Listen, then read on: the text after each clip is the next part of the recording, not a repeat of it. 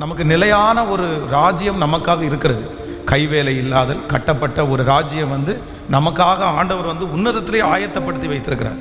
அது ஒரு நிலையான ஒரு ராஜ்யம், அது அசையாது. அது அநேக வருடங்கள் அப்படின்னா இவ்விதமாய் ஆண்டவரோடு கூட பல வருடங்கள் நம்ம அவரது யுக யுகமாய் அவரோடு கூட இருக்க போகிறோம். ஆனாலும் இந்த உலகத்தில் எத்தனை வருடங்கள் நம்ம வாழ்கிறோமோ, 75 80 எத்தனை வருடங்கள் நம்ம வாழ்கிறோமோ அத்தனை வருடங்களும் நமக்கென்று ஒரு நிலையான ஒரு காரியத்தை ஆண்டவர் தரணும். ஸோ அதற்காக ஆண்டவருடைய பிள்ளைகள் ஆசைப்பட வேண்டும். இந்த உலகத்திலே குடியிருப்பதற்கு நிலையான ஒரு வீடு நமக்கு தேவை. இந்த உலகத்திலே நமக்கு நிலையான ஒரு வருமானம் நமக்கு ஒன்று தேவை.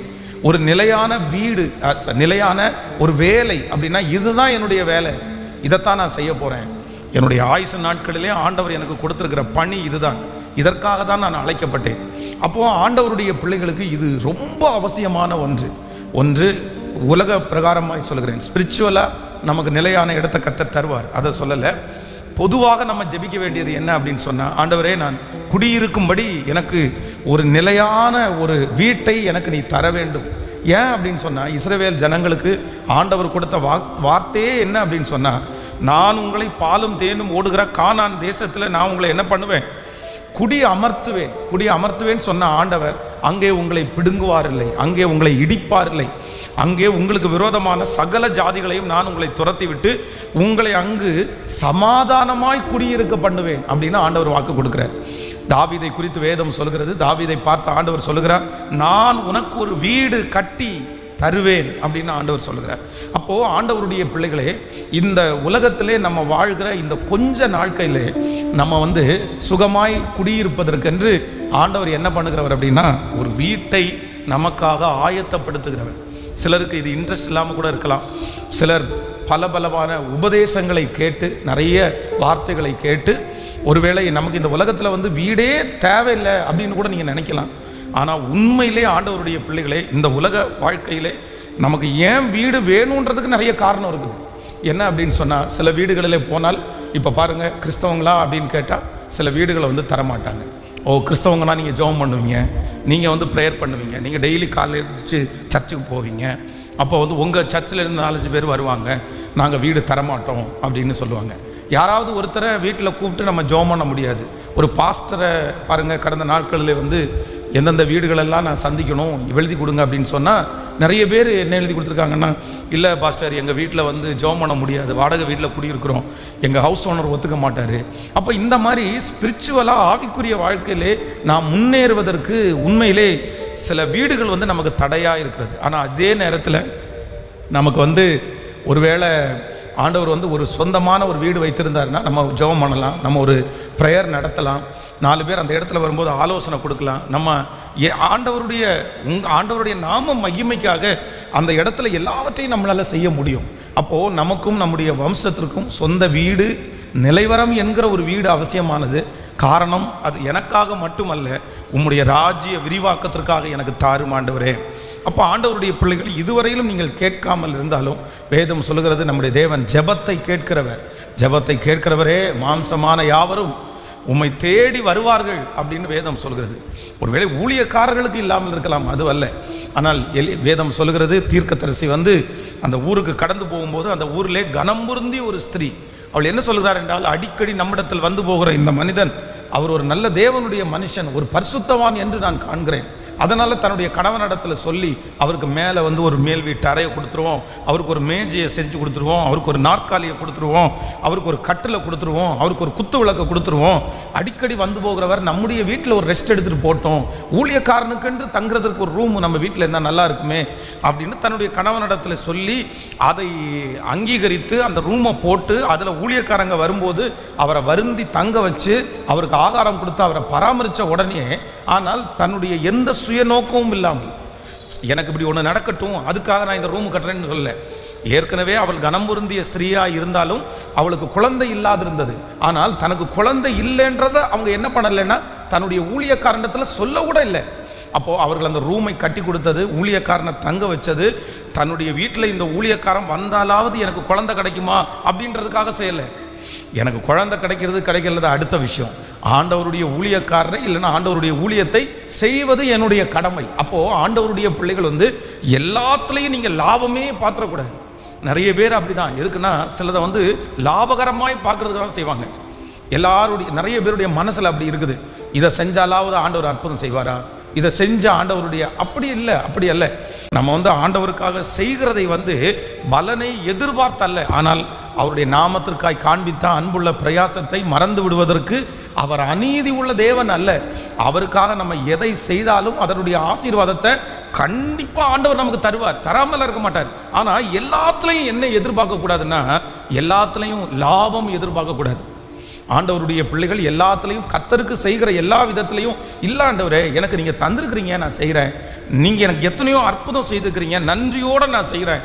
ஒரு மனசில் நன்றி உள்ள உணர்வோடு ஆண்டவருக்கு செய்யலாம். ஆனால் நாளைக்கு ஆண்டவர் இதை கொடுத்தா தருவார் அப்படின்றத மட்டும் அதை மட்டும் எதிர்பார்த்து நம்ம வந்து செய்ய வேண்டாம். அப்போது இந்த கனம் பொருந்திய ஸ்திரீ தனக்கு குழந்தை இல்லாதிருந்தும் அதை வந்து அவளுடைய குறையை அந்த ஊழியக்காட்ட சொல்லவே இல்லை. தங்க வைக்கிறது என்னுடைய கடமையா, இதை நான் ஒரு ஊழியமாக நினச்சி பண்ணுறேன், அவ்வளோதான், அதுக்கும் என் வாழ்க்கைக்கும் சம்மந்தமே இல்லை. அப்போது ஊழியக்காரர் தான் என்ன பண்ணுறாரு அப்படின்னு சொன்னால், இவ்வளோ இந்த அம்மா விசாரிக்கிறது, ஸோ இவ்வளோ நல்லா நம்மளை பார்த்துக்கிறாங்களே, நம்முடைய காரியத்தை ஒன்றொன்னா பார்த்து செய்கிறாங்களே, இவங்களுக்கு ஏதாவது குறை இருக்கான்னு தன்னுடைய அசிஸ்டண்ட்ட கேட்குறாரு. அப்போ தான் அவர் சொல்கிறாரு, இவ்வளோ கனம் பொருந்திய ஸ்திரீயாக இருந்தாலும் அவங்களுக்கு என்ன இல்லை, குழந்தை இல்லை அப்படின்னு. ஓ கூட்டிட்டு வாப்பா, ஒரு ஜெபம் பண்ணிடுவோம் அப்படின்னு சொல்லி அந்த ஊழியக்காரர் ஒரு ஜெபம் பண்ண உடனே கர்த்தர் அந்த அம்மாவை நினைத்து கர்த்தர் ஒரு குழந்தை பாக்கியத்தை கர்த்தர் தந்தார். ஆமென். அப்போது ஆண்டவருடைய பிள்ளைகளே, நமக்கு வந்து உங்களுக்கென்று இல்லாவிட்டாலும் ஆண்டவருடைய ஊழியத்திற்கென்று உங்களுக்கு ஒரு நிலையான ஒரு இடம், உங்களுக்கு அவசியமான ஒன்று, நீங்கள் நிலையான ஒரு இடத்துல இருக்க வேண்டும். இப்பொழுது ஒருவேளை பாஸ்டர் நான் எப்படி பண்ணுவேன், எப்படி வாங்குவேன், என்னால் முடியாது, எனக்கு டெய்லி வந்து எனக்கு வாடகை கொடுக்க கூட முடியல, எனக்கு கரண்ட் பில் கட்டுறது கஷ்டமாக இருக்குது, நான் போய் இந்த ஊரில் இந்த பட்டணத்தில் ஒரு வீடு வாங்குறது இல்லை வீட்டில் குடியிருக்கிறது என்கிறது வந்து எட்டாத உயரம், அதெல்லாம் முடியவே முடியாது, அது எப்படி நடக்கும், வாய்ப்பே இல்லை, நான் எத்தனை வருஷங்கள் சம்பாதித்தாலும் என்னால் ஒரு நிலையான இடத்துல இருக்க முடியாது அப்படின்னு நீங்கள் நினைக்கலாம். ஆனால் நான் நம்புகிறேன், காற்றையும் காண மாட்டீர்கள், மழையையும் பார்க்க மாட்டீர்கள், ஆனாலும் உங்கள் பள்ளத்தாக்குகளை தண்ணீரால் நிரப்ப பண்ணுறதற்கு கர்த்தர் வல்லவராக இருக்கிறார். ஆண்டவர் வல்லவராக இருக்கிறார். ஆண்டவர் மிகவும் பெரியவர். அவர் எப்பொழுது எதை வேண்டுமென்றாலும் நமக்காக செய்ய வல்லவர். உன் ஆகாரத்தை தண்ணீர்கள் மேல் போடு, அநேக நாட்களுக்கு பின்பு அதனுடைய பலனை நீ காண்பாய். அப்போது நம்ம ஜெபிக்கிற ஜெபத்தை வந்து ஆண்டவர் வந்து நம்முடைய கையில் இருக்கிறத பார்த்தோ, இல்லைன்னா நான் ஜெபம் அப்படின்றது என்ன அப்படின்னு சொன்னால், எனக்கிட்ட இருக்கிறத வச்சு நடக்கணும் ஜெபிக்கிறது ஜெபம் அல்ல. ஜெபம் என்கிறது எனக்கு தகுதி இல்லை, எனக்கு அதை செய்ய முடியாது, ஆனாலும் என் தேவனாகிய கர்த்தர் பெரியவர், அவர் எப்படியும் எனக்கு செய்து முடிப்பார் என்று அவரிடத்தில் நம்முடைய கோரிக்கைகளை சொல்றதுதான் ஜெபம். உங்களுடைய கையில் இருக்கிறத வச்சா நீங்கள் வந்து சாகிற வரைக்கும் வீடு கட்ட முடியாது, வீடு வாங்க முடியாது. அப்படியே இருந்துங்களேன், உங்கள் பிள்ளைகளுடைய சம்பாத்தியமோ என்னால் பண்ணவே முடியாது பாஸ்டர், அதுவும் இந்த ஊரில் செய்ய முடியாது, காஸ்ட்லி அப்படின்னு நினைக்கலாம். ஆனால் உண்மையான ப்ரேயர் ரிக்வெஸ்ட் அப்படின்றது என்னை சார்ந்தோ, என்னுடைய வருமானத்தை சார்ந்தோ, என்னுடைய சம்பளத்தை சார்ந்தோ அல்ல. என் தேவனாகிய கர்த்தர் எனக்காக யாவையும் செய்து முடிப்பார். அவரால் செய்ய முடியாத அதிசயமான காரியம் ஒன்றுமில்லை. அவரை நான் நம்புகிறேன், அவர் செய்வார் அப்படின்னா அவரை பார்த்து கேட்கறது தான் ஜெபம். அதனால ஜெபத்தை ஜெபிக்கும் போது உங்கள்கிட்ட இருக்கிற கையையும் பார்க்க வேண்டாம், பேங்கில் இருக்கிற பேலன்ஸையும் பார்க்க வேண்டாம். ஆமேன் சொல்லுங்கள். எத்தனை பேர் ஆமோதிக்கிறீர்கள்? தாவீதுனுடைய மகனாகிய அப்சலோம் என்ன நினைச்சார் அப்படின்னு சொன்னால், நம்ம ராஜாவாக மாறணும் அப்படின்னு சொன்னால் நமக்கு தாளந்து வேணும், நமக்கிட்ட ஒரு கூட்டம் இருக்கணும், நம்ம அப்படின்னு கத்தனா 10 பேர் பின்னாடி சேர்ந்து கட்டணும், அந்த மாதிரி ஒரு கூட்டத்தை நம்ம ஆதாயப்படுத்திட்டோம்னா ராஜாவாயிரலான்னு நினைச்சா யாரு? அப்சலோம் அப்படின்னு நினைத்தான். ஆனால் உண்மை அது கிடையாது. உண்மை என்ன அப்படின்னு சொன்னால், எப்பா நீ என்னதான் தெருவில் வர்றவங்களுடைய தோளில் கையை போட்டு என் பக்கமாக சேர்ந்துங்கன்னாலும் அந்த கூட்டம் சேர்ந்ததுனால நீ ராஜாவாயிர முடியாது. வேதம் சொல்கிறது, தாவீது எந்த கூட்டத்தையும் தேடி போகலை, யாருடைய தோளையும் கையையும் போடலை, ஆனால் ஆண்டவர் அவனை ராஜாவாக்கணும்னு சித்தம் கொண்டதுனாலே கர்த்தரே அவனோடு கூட ஜனங்களை கொண்டு வந்து சேர்க்கிறதற்கு வல்லவராக இருக்கிறார். அப்போது நமக்கு ஒன்று தேவை என்றால், நமக்கு ஒன்று கொடுக்கணும்னு நினச்சார்னா அதற்கான வசதிகளை, அதற்கான வாய்ப்புகளை கர்த்தர் எங்கிருந்தாலும் எப்படினாலும் ஆண்டவர் கொண்டு வருவதற்கு வல்லவராக இருக்கிறார். ஆமேன் சொல்லுங்கள். வேதம் சொல்லுகிறது, நீங்கள் வேதத்திலே இல்லை பல இடங்களிலே வாசித்து பார்த்தீர்களே, ஆனால் நீங்கள் எகிப்தில் வந்து ஒரே ஒரு சீட்டு மட்டும்தான் இருக்குது. இப்போ வந்து வடகொரியான்னு நினைக்கிறேன், அங்கே வந்து கிம் ஜாங் உன் அப்படின்ற ஒரு ராஜா இருக்கிறார். அங்கே என்ன அப்படின்னு சொன்னால் சர்வாதிகாரமான ஆட்சி நடக்குது அப்படின்னு சொல்கிறாங்க. அங்கே இருக்கிற அந்த ராஜா வந்து அவர் போடுறது தான் சட்டம். எந்த இடத்துல ஜனங்கள் எப்படி நடக்கணும், என்ன ஹேர் ஸ்டைல் பண்ணணும், முடி இப்படி வெட்டணும் வெட்டக்கூடாது, பெண்கள் இந்த ட்ரெஸ் தான் போடணும், ஆண்கள் அந்த மாதிரி ஒரு ஸ்ட்ரிக்டான ஒரு ரூலான ஒரு நாடு தான் அந்த நாடு. அந்த நாட்டில் வந்து ரொம்ப அந்த ஊர்லேருந்து வெளிநாட்டுக்கு போக முடியாது, வெளியிலேருந்து உள்ளேயும் வர முடியாது. அதில் அந்த மாதிரி நிறைய ரூல்ஸ் வச்சுருக்கிறாங்க. அப்படி ஒருவேளை யாராவது வெளியே போனால் அவங்க வந்து மரணம் வரைக்கும் தண்டிக்கப்படுவதற்கு அப்படியெல்லாம் இருக்குது. ஆனால் அங்கே அவர் தான், அவ்வளோதான். அவங்க அப்பா முன்னாடி ராஜாவாக இருந்தார், இப்போ அவங்க பிள்ளை 3வது 4வது தலைமுறையாக இருக்கிறாரு. பார்வோனுடைய அங்கேயும் அப்படி தான், அவர்கள் தான் பார்வோன் அப்படின்றது நம்ம ஒரு பார்வோன் கிடையாது. பார்வோன் வந்து மோசை இருந்த காலத்தில் இருந்த பார்வோன் வேற, யோசேப்பு இருந்த காலத்தில் இருந்த பார்வோன் வேற. ஆனால் அவங்களுடைய நேம் வந்து ஒன்னே மாதிரி தான் வரும். பார்வோன் 1, பார்வோன் 2, பார்வோன் 3 அந்த மாதிரி தான் வரும். அப்போ இந்த எகிப்தில் வந்து ஒரே ஒரு சீட்டு மட்டும்தான், ஒரே ஒரு சேர் மட்டும்தான். அங்கே வந்து ஆப்போசிட்டாக நிற்கிறதுக்கு நம்ம தேசத்தில் கூட பார்த்தீங்கன்னா எலெக்ஷனுக்கு பல டீம் நிற்கிறாங்க, டிஎம்கே ஏடிஎம்கே அந்த மாதிரி நிறைய சுற்றி இருக்கிறாங்க. ஆனால் அங்கே அப்படி கிடையாது. ஓட்டுனா கூட ஒருத்தர் தான், அவ்வளோதான். அவங்க ஒருத்தர் தான் ஹீரோ, அவருக்கு ஃபோட்டோ போட்டு செலக்ட் பண்ணுற மாதிரி தான், அதில் மாற்றமே இல்லை. இப்படி தான் யோசேப்பு இருந்த நாட்களில் எகிப்தில் இருக்கிறது. ஆனால் வேதம் சொல்லுகிறது, எகிப்தில் அந்த யோசேப்பு, நான் உன்னை சகோதரர்கள் மத்தியில் இந்த உலகத்தில் உன்னுடைய அரிக்கட்டு உயர்ந்திருக்கும், எல்லாரும் உன்னை வணங்குவாங்க, அந்த அளவுக்கு ஒரு ஹை போஸ்ட் உனக்காக நான் வைப்பேன்னு சின்ன வயதிலே ஆண்டவர் யோசேப்புக்கு காண்பித்த அந்த தரிசனத்தை கர்த்தர் எங்கே நிறைவேற்றினார்னா, பார்வோனுடைய சமூகத்திலே ஒரே ஒரு சேர் இருந்தாலும் இந்த மனுஷனுக்காக ஆண்டவர் ஒரு காரியத்தை உண்டு பண்ணி, ஒரு நெட்வொர்க்கை உண்டு பண்ணி, ஒரு சேரை உண்டு பண்ணி, ஒரு தலைமைத்துவத்தை உண்டு பண்ணி, ஒரு பொறுப்பை உண்டு பண்ணி, இல்லாத ஒரு பொறுப்பை கர்த்தர் அந்த இடத்துல அவனுக்காய் கட்டளையிட்டாராம். அப்போ நம்முடைய தேவன் வந்து ஒன்றை நமக்காக செய்ய வேண்டும் என்று நினைத்தாரானால், எதுவுமே இல்லைன்னாலும் அதை உருவாக்குறதற்கு கர்த்தர் வல்லவராக இருக்கிறார். நமக்காக ஆண்டவர் வந்து செய்யணும்னு நினைச்சா அங்கே உருவாக்குவார். கடந்த நாட்களிலே ஒரு சகோதரி வந்து ரொம்ப அழகான ஒரு சாட்சி சொன்னார்கள். இந்தியாவிலிருந்து அவர்கள் வெளிநாட்டில் போனாங்க. அப்போ வெளிநாட்டில் அவர்கள் படித்த படிப்பை கொண்டு போய் கொடுத்து, எந்த இடத்துல வேலை பார்த்தாலும் இந்த கண்ட்ரியில் நீங்கள் படித்த படிப்புக்கான வேலை இல்லை, இந்த கண்ட்ரியில் எங்கே போனாலும் இந்த வேலை கிடைக்காது, இந்த போஸ்டிங் எங்களுக்கு இல்லை, அவ்வளோதான் அப்படின்னு சொல்லிட்டாங்க. 10 இயர்ஸ். ஆனால் அந்த 10 வருஷம் வரைக்கும் போராடும்போது ஆண்டவர் மட்டும் ஒவ்வொரு டைம் வாக்குத்தத்தம் கொடுத்து, இல்லை நான் உனக்கு தருவேன், நான் உனக்கு செய்வேன் அப்படின்னு ஆண்டவர் சொல்லிகிட்டே இருந்திருக்கிறாரு. 10 இயர்ஸா 10 வருஷமாக அதை நம்பி இருக்கிறார்கள். மிகப்பெரிய ஆச்சரியம், கிட்டத்தட்ட ஒரு 4 ஆண்டுகளுக்கு முன்பாக அவங்க ஒரு இடத்துல இந்த சர்டிஃபிகேட்டை கொடுத்து இன்டர்வியூ அட்டன் பண்ண இடத்துல இருந்து அத்தனை ஆண்டுகள் தாண்டி கால் வருது. என்ன கால் வருது அப்படின்னு சொன்னால், நீங்கள் எதிர்பார்த்த, நீங்கள் சொன்ன அதே போஸ்டிங்கை நம்ம புதுசாக நாங்கள் இப்போ ட்ரை பண்ணுறோம், நீங்கள் வந்து ஜாயின் பண்ணுங்கன்னு சொல்லி அந்த சிஸ்டரை ஜாயின் பண்ண வச்சு, இந்த 10 ஆண்டுகள் அவர்கள் ஃபஸ்ட்டு 10 வருஷத்துக்கு முன்னாடி ஒரு வேலைக்கு போயிருந்தால் இன்றைக்கி எவ்வளோ சம்பளம், எவ்வளோ பதவி உயர்வு உங்களுக்கு கிடைக்குமோ, இந்த 10 ஆண்டுகளும் வீட்டில் அவங்க சும்மா தான் இருந்தாங்க. ஆனால் 10 ஆண்டுகள் தாண்டி கர்த்தர் அந்த வேலை உயர்வு, பதவி உயர்வு, சம்பள உயர்வு அனைத்தையுமே ஆண்டவர் அவங்களுக்கு தந்திருக்கிறார். அவங்க ரொம்ப ஆச்சரியமாக அவங்க அந்த அவங்க எனக்கு சொல்லும்போது ரொம்ப பிரமிப்பாக இருந்துச்சு. அதனால ஆண்டவருடைய பிள்ளைகளே, ஆண்டவர் நம்மை என் நாமத்தின் நிமித்தமாய் நீ எதை கேட்டாலும் கேளுங்கள், அப்பொழுது உங்களுக்கு கொடுக்கப்படும், கேளுங்கள் அப்பொழுது உங்கள் சந்தோஷம் நிறைவாக இருக்கும்படி இவைகளை பெற்றுக்கொள்வீர்கள். அப்போது கேட்கும்போது நீங்களும் நானும் நம்முடைய கையில் என்ன இருக்குன்னு வச்சு நம்ம கேட்க வேண்டிய அவசியம் இல்லை. நான் பண்ணுவேனா பண்ண மாட்டேனா அப்படின்னு நான் கேட்க வேண்டிய அவசியம், நான் பண்ணுறதா இருந்தால் நான் கேட்க வேண்டிய அவசியமே இல்லை ஆண்டவரிடத்தில். நான் பண்ணுறதை ஏன் ஆண்டவர்கிட்ட நான் கேட்கணும்? நான் பண்ண முடியாததை ஆண்டவரை நீர் எனக்காக செய்வீர் என்று நம்பி கேட்கும்போது நிச்சயமாய் ஆண்டவர் நமக்காக செய்ய வல்லவராக இருக்கிறார். இந்த உபவாச ஜபத்தில் இருக்கிற ஒவ்வொருவரையும் நான் உங்களை பிளஸ் பண்ணுறேன். நீங்கள் அலைந்து திரிகிறீர்கள் என்று தெரியல, யார் வந்து உங்களுடைய குடும்பத்தில் சமாதானமாக நீங்கள் இல்லைன்னு எனக்கு தெரியல. ஆனால் ஆண்டவர் இந்த மாதத்தில் ஆண்டவர் உங்களுக்கு நிலையான ஒரு இடத்த, நிலையான ஒரு தங்குற இடத்த, நிலையான ஒரு வீட்டை, நிலையான ஒரு பிளேஸை ஆண்டவர் சீக்கிரமாய் தருவார் என்று இந்த பலிபீடத்திலிருந்து நான் உங்களை ஆசீர்வதிக்கிறேன்.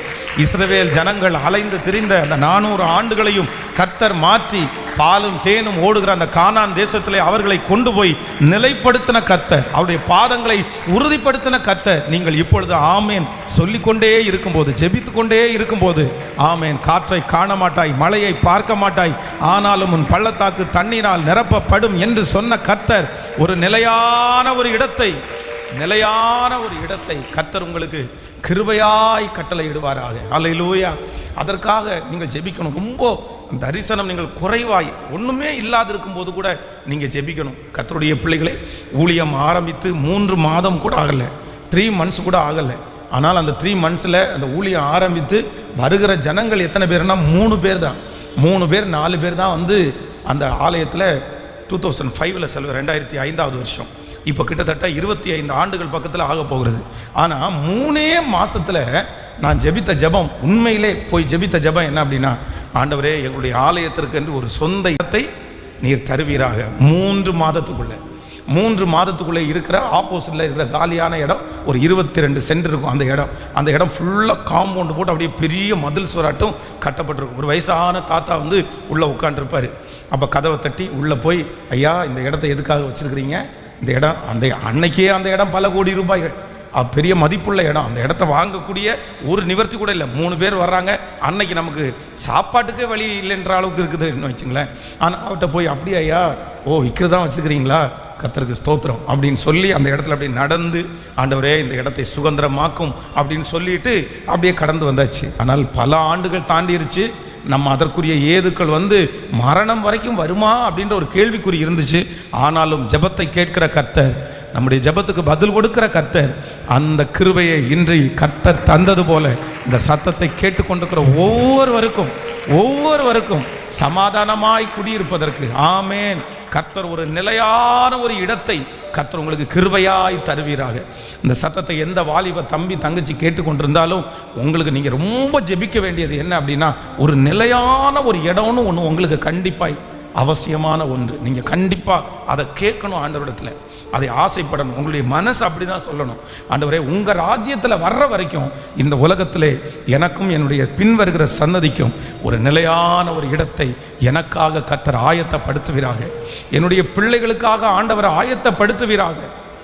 ஆமேன். இந்த சவுத் சைடு எல்லாம் பார்த்தீங்க அப்படின்னு சொன்னால், அவங்கெல்லாம் வந்து பிறக்கும் போதே பிள்ளைகளுடைய மனதில் நிறைய பேருக்கு விதையை அந்த மாதிரி விதைச்சிருவாங்க. உனக்கு வந்து கண்டிப்பாக நீ குடியிருக்கிறதுக்கு ஒரு சொந்த வீடு. நீங்கள் சவுத்தில் எல்லாம் போய் பார்த்தீங்கன்னா பொண்ணு எதில் வச்சு கொடுப்பாங்க தெரியுமா? பொண்ணு பார்க்கும்போது 2 பார்ப்பாங்க. ஒன்று வந்து சொந்த வீடு இருக்கா அப்படின்னு கேட்பாங்க, இன்னொன்று வந்து வேலை இருக்கான்னு கேட்பாங்க. இந்த 2ஐயும் கண்டிப்பாக கேட்பாங்க. ஆவிக்குரிய இருக்கிறவர்கள் ஆவிக்குரிய ரீதியாக அவருடைய ஊழியம் இருக்குதா, ஆவிக்குரிய வாழ்க்கை இருக்குதா, அவ்வளோதான், அந்த மாதிரி இருப்பாங்க. ஆனால் நிறைய பேர் 90% பேர் வந்து அந்த சவுத்தில் இருக்கிறவங்க என்ன கேட்பாங்கன்னா, சொந்த வீடு கூட இல்லை, அவனுக்கு எப்படி கொடுக்குறது, எப்படி பொண்ணு கொடுக்குறது, எப்படி அப்போது அவங்க என்ன கான்செப்டில் பண்ணுறாங்க, ஏன் இப்படி பண்ணுறாங்க? நீ ஆண்டவரை நம்பலையா? அப்போ வீடு இல்லாத பிள்ளைங்களுக்கெல்லாம் பிழைக்கலையா? கர்த்தர் சொல்லுகிறார், நீ கட்டாத வீட்டிலே குடியிருப்பாய். அப்போ வந்து நமக்கு வந்து அதான் நான் அடிக்கடி சொல்லுவேன், வீடு இருக்கிறவங்களுக்கு ஒரு வீடு, வீடு இல்லாதவங்களுக்கு 1000 வீடு, எங்கே போனாலும் நமக்கு வீடு. அப்படி அல்ல. அவங்க என்ன நினைக்கிறாங்க அப்படின்னு சொன்னால், ஒருவேளை தங்களுடைய வாழ்க்கையில வந்து கஷ்டமான பாதையில் கூட்டிகிட்டு போகும்போது ஒரு சொந்தமான ஒரு வீடு இருந்துச்சுன்னா யார்கிட்டையும் கையேந்தாமல் அந்த வீட்டில் வந்து இருந்துடலாமே அப்படின்னு நினைக்கிறாங்களோ தெரியல. அதனால் நமக்கு ஒன்று, கர்த்தர் நம்மை கிருபையாய் கர்த்தர் சொல்லுகிறார், உனக்கு ஒரு நிலையான இடத்தை நான் உனக்கு ஏற்படுத்துவேன். இன்றைக்கு இந்த சத்தத்தை கேட்கிற ஒவ்வொருத்தருக்கும், உங்களுக்கும் உங்கள் பிள்ளைகளுக்கும் ஒரு நிலையான இடத்தை கர்த்தர் உங்களுக்கு ஸ்தாபிப்பாராக. உங்களை எகிப்திலிருந்து அலைந்து திரிந்த உங்களை கர்த்தர் நடத்தி கொண்டு போய் உங்களுக்கான கானான் தேசத்திலே கர்த்தர் உங்களை காலடி எடுத்து வைப்பாராக. உங்களுக்கு வாக்குத்தத்தம் பண்ணின அந்த இடத்தை கர்த்தர் உங்களுக்கு தருவாராக. அந்த இடத்திலே நீங்கள் கர்த்தரை துதிக்க போகிறீர்கள். அது உங்களுக்கு ப்ராமிஸ் பண்ண லேண்டாக இருக்கும், ப்ராமிஸ் பண்ண வீடாக இருக்கும். கர்த்தர் உங்களுக்கு சொன்னதை நிச்சயமாய் செய்து முடிப்பார்.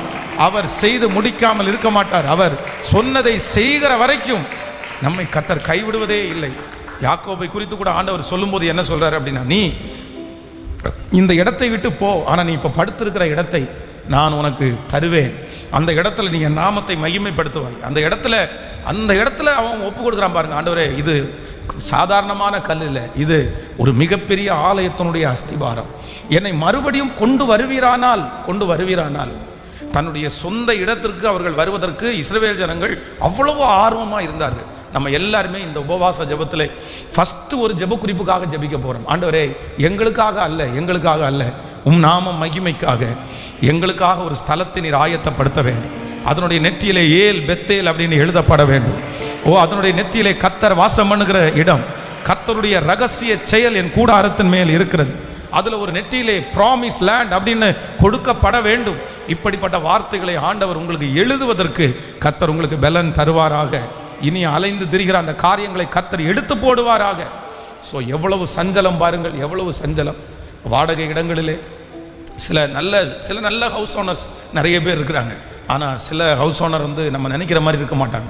ஸோ அவங்களுக்கும் அந்த மாதிரி நெருக்கம் இருக்கலாம். நம்ம அவங்களையும் குற்றம் சொல்லிட முடியாது. அவங்களுக்கு மாதம் கட்ட வேண்டியது இருக்கும். பாருங்கள், வாடகை வீட்டில் இருக்கிறோம் உணர்வே இல்லாமல் சிலர் வந்து டேப்பை திறந்து வந்துடுவாங்க, மோட்டரை போட்டு விட்டு வந்துடுவாங்க. அப்போ வந்து அந்த என்னதான் இருந்தாலும் அந்த தண்ணி வீணாகி போகும்போது அந்த ஓனருக்கு அது ஒரு செலவு தானே, பைப் அடித்து உடைச்ச செலவு தானே. நம்முடைய வீட்டில் உள்ளதை மட்டும் நம்ம நல்லா பார்த்துட்டு அடுத்தவங்க வீட்டில் வாடகை வாங்குறீங்களே அப்படின்னு நம்ம இருக்க முடியுமா? என்ன செய்ய முடியும்னு நினைக்கிறீங்க? நன்றாய் நினைத்து கொள்ளுங்கள். வீடு கட்டி வாடகை விடுகிறவங்களுக்கு லாபம் அப்படின்னு நினச்சிடாதீங்க. நிறைய நேரத்தில் அவங்களுக்கு நஷ்டம்தான். ஏன் அப்படின்னா, ஒரு ஃபேமிலி வந்து ஒரு வீட்டில் 5 வருஷம் குடியிருந்துட்டு அந்த வீட்டை அவங்க காலி பண்ணி போகும்போது எத்தனை டேமேஜ் இருக்குன்னு நினைக்கிறீங்க? அந்த டைல்ஸினுடைய கரை, டேமேஜு, உடைவு, அதெல்லாம் பழுது பார்த்து கட்டணும்னா நீங்கள் என்ன ஒரு வருஷத்தில் வந்து ஒரு வீட்டுக்கு ஒரு 7,000 ரூபா 8,000 ரூபா வாடகைன்னு வச்சுங்களேன். ஒரு மாதமான ஒரு வருஷத்துக்கு ஒரு 80,000 ரூபா அவங்க சம்பாதிக்கிறாங்கன்னா அவங்க அந்த பழுது பார்த்து தீக்கும் போது 2 லட்சம் ரூபா செலவாகும். அவங்க கட்டுக்கிற டேக்ஸு, அவங்க பழுது பார்க்குற பணம், இது எல்லாத்தையுமே நம்ம கணக்கு கூட்டி பார்த்தா அவங்களுக்கு ஒன்றுமே சொல்லுங்கள். உண்மையில் நிறைய பேர் என்னமோ முறைச்சி பார்க்குற மாதிரி தெரியுது. பாஸ்டர், வீட்டு ஓனர்ஸுக்கு நீங்கள் ஹெல்ப் பண்ணுறது மாதிரியே தெரியுது. என் ஓனர் பொல்லாத ஓனராக இருக்கான், எவ்வளோ பெரிய பிரச்சனையை இது பண்ணுறான். 2-4 பேர் வந்தால் படுக்க முடியாதுன்றாங்க, 2 பேர் வந்தால் வீட்டுக்குள்ளே விட மாட்டேன்றாங்க, தண்ணியை இவ்வளோ தான் செலவு பண்ணணும்னு ஆப்ரேட் பண்ணுறாங்க. இந்த மாதிரி ஒரு பொல்லாத ஓனர் அப்படின்னு இல்லை. நான் என்ன சொல்கிறேன் அப்படின்னு சொன்னால், ஆண்டவருடைய பிள்ளைகளே, இந்த உலகத்தில் இருக்கிற ரூல்ஸ் எல்லாம் எதனாலே உண்டாக்கப்படுகிறது என்று சொன்னால், ரூல்ஸ் தன்னா வர்றதில்லை. நம்ம வந்து நிறைய பேர் சரியில்லாத வழிகளிலே நடக்கிறதுனால தான் இந்த ஊரில் ரூல்ஸ் என்கிற ஒன்றே வருகிறது. நம்ம நேர்த்தியாய் நடந்தால் கண்டிப்பாக அந்த ரூல்ஸ்ன்றது வராது. நம்ம நிறைய பேர் தண்ணியை வேஸ்ட் பண்ணுறதுனால தான் இவ்வளோ தான் தண்ணி. அப்போது இந்த கட்டுப்பாடுகள் வருகிறதுக்கு காரணம் நம்ம செய்கிற நிறைய தவறுகள் தான்.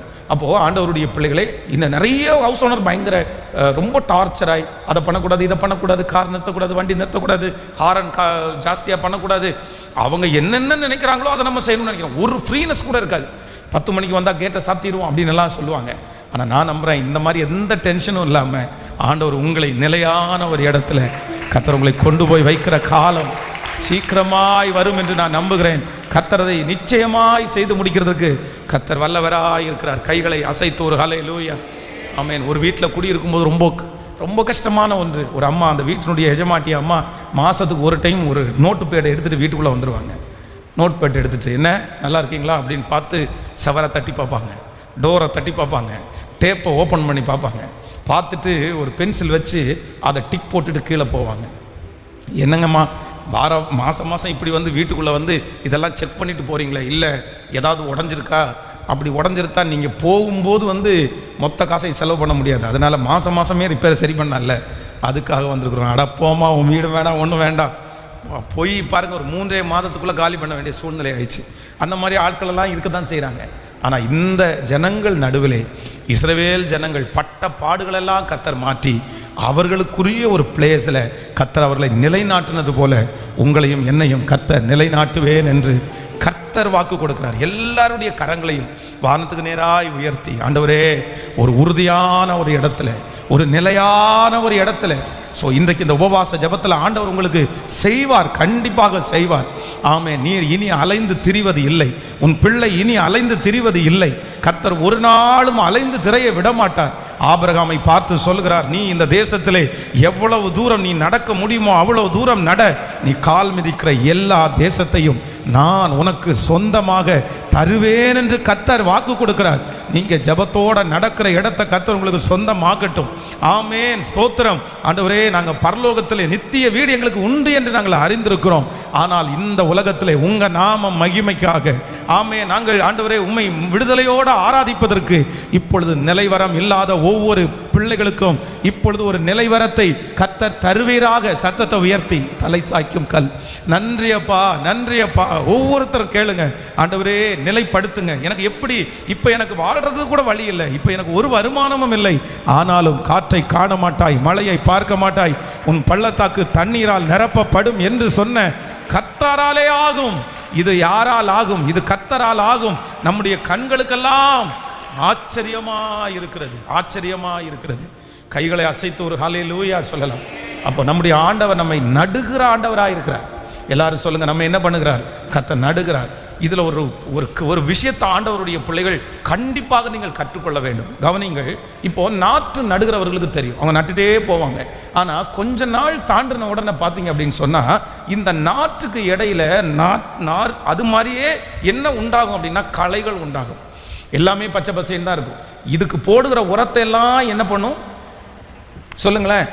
அது உறிஞ்சு அது கொஞ்சம் எடுத்துக்கும். அப்போது ஆனால் பைபிளில் என்ன சொல்லுது அப்படின்னு சொன்னால், நீங்கள் நாற்று நடும்போது நிறைய இடத்துல என்ன பண்ணும்? களைகள் அங்கங்கே முளைக்கும். ஆனால் நீ என்ன பண்ணாத அப்படின்னு சொன்னால், அந்த களைகளை அப்போ நீ என்ன பண்ணாத, பிடுங்காத, அதை விட்டுரு, அது வளரட்டும். அது எப்போ உங்களுக்கு தெரியும் அப்படின்னு சொன்னால், அந்த நெல் கதிர்களை அறுத்து நம்ம அடிக்கிறோம் பாருங்க, ஆலையில் அடித்து எடுக்கும்போது நெல் தனியாக வந்துடும், சாவி தனியாக வந்துடும், களை தனியாக போயிடும். என்னைக்காவது ஒரு நாள் துன்மார்க்கன்னு அழிவான், என்னைக்காவது ஒரு நாள் நமக்கு விரோதமான களைகள் பிடுங்கப்படும். அது கண்டிப்பாக பலன் தராதுன்னு தெரியும். ஆனால் இப்போ நீ பிடுங்கின அப்படின்னு சொன்னால் அது மட்டும் சேதாரமாகாது, எதுவும் சேர்ந்து சேதாரமாகும். சொல்லுங்க, களை அப்படின்ற ஒன்று, மழை அப்படின்ற ஒன்று வந்தா விதையே போடாம, சொல்லுங்க எல்லாருமே, இதை நீங்க சரியா அறிஞ்சு வைக்கல அப்படின்னா இந்த சமுதாயத்தில் உங்களால வெற்றி அடையவே முடியாது. பக்கத்தில் கையை பிடிச்சி சொல்லுங்க, மழைன்றது ஆசீர்வாதம், செழிப்பு, வெற்றி. வெற்றின்னு ஒன்று பார்த்தீங்கன்னா, செழிப்புன்னு ஒன்று பார்த்தீங்கன்னா, உங்கள் நாலேஜே இல்லாமல் களை வளரத்தான் செய்யும். மழை பெஞ்சா என்ன வளரும்? மழை பெய்யலைன்னா களை வளரும். அதனால இந்த களையை நம்ம பிடுங்கி என்ன பண்ண முடியாது, அதுக்கான கிளீன் பண்ண வேண்டாம்னு சொல்லல. பொதுவாக களைகள் உருவாக்கிட்டு தான் இருக்கும். யாராலையும் களைகளை அழிக்கவே முடியாது. வேதம் சொல்லுகிறது, பிசாசு இரவு நேரங்களிலே என்ன விதைக்கிறானாமா? களை விதைக்கிறார். நமக்குள்ள களை நிறைய விதைச்சிட்டே இருப்பான். ராத்திரி நேரங்களில் தான் களை விதைப்பான். பாருங்க, சிலருக்கு ராத்திரியில் தான் ரொம்ப யோசனை மனசில், அது எப்படி பண்ணுறது, இது எப்படி பண்ணுறது, இதை எப்படி பண்ணலாம், அப்படி பண்ணலாமா, இப்படி பண்ணலாமா. பாவத்துக்கு உருவம் கொடுக்கறது இரவு நேரங்களில். ஏன்னா அந்த களையை விதைச்சிட்டு போயிடறான். இரவு நேரங்களில் ஏன் ஜெபம் பண்ணணும்னு சொல்றதுன்னா, அவன் களை விதைக்காதபடி தடை பண்ணணும். அப்போ இந்த களைகளை நம்ம என்ன பண்ணக்கூடாதுன்னா, ஆண்டவருடைய பிள்ளைகள் இந்த உலகத்திலே நமக்கு விரோதமாக எழும்புகிற இந்த களை பிடுங்கணும்னு நினைச்சிங்கன்னா நமக்கு வளரவே முடியாது. அதனால நான் என்ன நம்புறேன்னா, அது கர்த்தர் விஷயம், அது கர்த்தர் காரியம். அதை விட்டுருவோம். ஒரு நாள் நியாய தீர்ப்பு என்கிற ஒரு நாள் வரும், உண்மை வெளியே வருகிற நாள் என்று ஒரு நாள் வரும். அந்த நாளிலே நான் நம்புறேன், நீங்க ஜீவனோட இருப்பீங்க, நீங்க வெற்றியோட இருப்பீங்க, நீங்க ஆசீர்வாதத்தோட இருப்பீங்க. ஆனால் களைகள் பிடுங்கப்பட்டு அது முழுவதுமாக உதவாதது என்று அதிலே வேறு பிரிக்கப்படும்.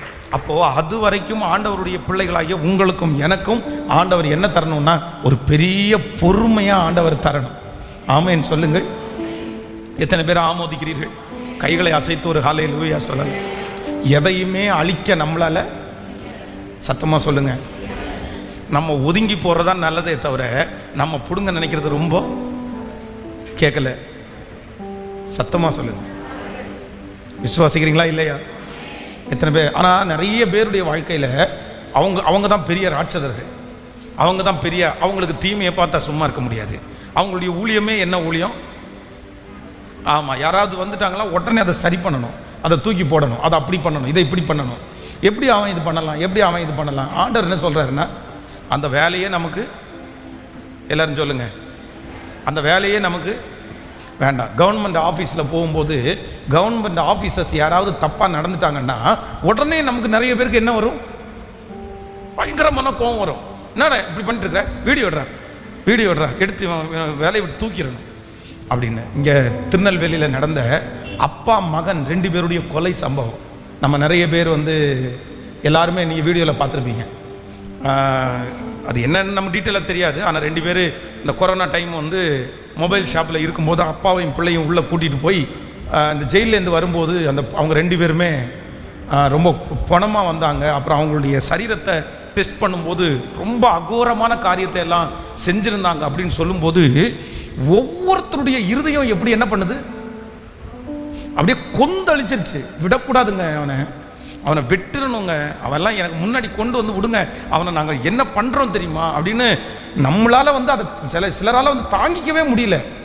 அந்த எரிச்சல், அவனை என்னாவது ஒன்று பண்ணணும், அவனுக்கு ஒரு தண்டனை கிடைச்சிருச்சுன்னு நினைச்ச உடனே தான் சிலருக்கு அப்படியே அப்பாடா அப்படின்ற ஆசுவாசம் மாதிரி. ஆனால் ஒன்று ஆண்டவருடைய பிள்ளைகளே, நம்ம ஜெபம் பண்ணணும். கர்த்தர் யுத்தம் பண்ணுவார், கர்த்தர் கலைகளை பிடுங்குவார், கர்த்தர் அந்த மனிதர்களை மாற்றுவார், ஆண்டவர் அவர்களை தொடுவார், ஆண்டவர் அவர்களை தண்டிப்பாரே தவிர நம்ம அந்த மாதிரி விஷயத்திற்கு போகிறது நல்லது சொல்லுங்க. எல்லாருமே நல்லதே அல்ல. உங்களுடைய பிள்ளைகளுக்கும் கற்றுக் கொடுங்கள். தீயவர்களை பார்த்தால் ஏன் அப்படின்னு கேட்கறத விட தீயவர்களை பார்த்தால் ஒதுங்கி போகிறது தான் ஆண்டவருடைய பிள்ளைகளுக்கு நலமானது.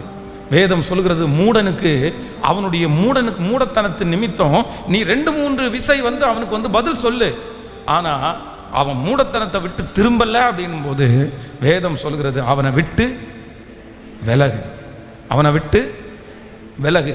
திரும்ப அவனிடத்துல நீ என்ன பண்ணாத, சொல்ல போகாத. சிலருக்கு அது ஒரு பெரிய ஹேபிட். இல்லை, அவனை மாத்தாம நான் விட மாட்டேன். ஒன்று நினைத்துக் கொள்ளுங்கள், நம்மளால யாரையும் மாற்ற முடியாது. இந்த மாதிரி எத்தனை கேர்ள்ஸ் சவால் விட்டு சொல்லியிருக்காங்க தெரியுமா? எப்பா அந்த பையன் குடிகாரன்ப்பா, அவனை மாற்ற முடியாதுப்பா அப்படின்னு. நான் மாற்றி காமிக்கிறேன்னு அவ்வளவு தீவிரமாக எடுத்து அவனை கல்யாணம் பண்ணி நான் மாற்றி காமிப்பேன். ஒரு குடிகாரனை மாற்றி காமிச்சேன்ற ஒரு பெரிய அவார்டு என் தலைமையில் ஒரு நாள் இங்கே வைப்பீங்க அப்படின்னு சவால் விட்டு போய் கல்யாணம் பண்ணின பிள்ளை எப்படி மாற்ற முடியும்னு நினைக்கிறீங்க? அவன் வந்து அந்த பிள்ளையினுடைய தலையில் அடித்து சத்தியம் பண்ணுறான், உன்னை கல்யாணம் பண்ணதுக்கப்புறம் ஒரு நாள் கூட நான் குடிக்க மாட்டேன்னு.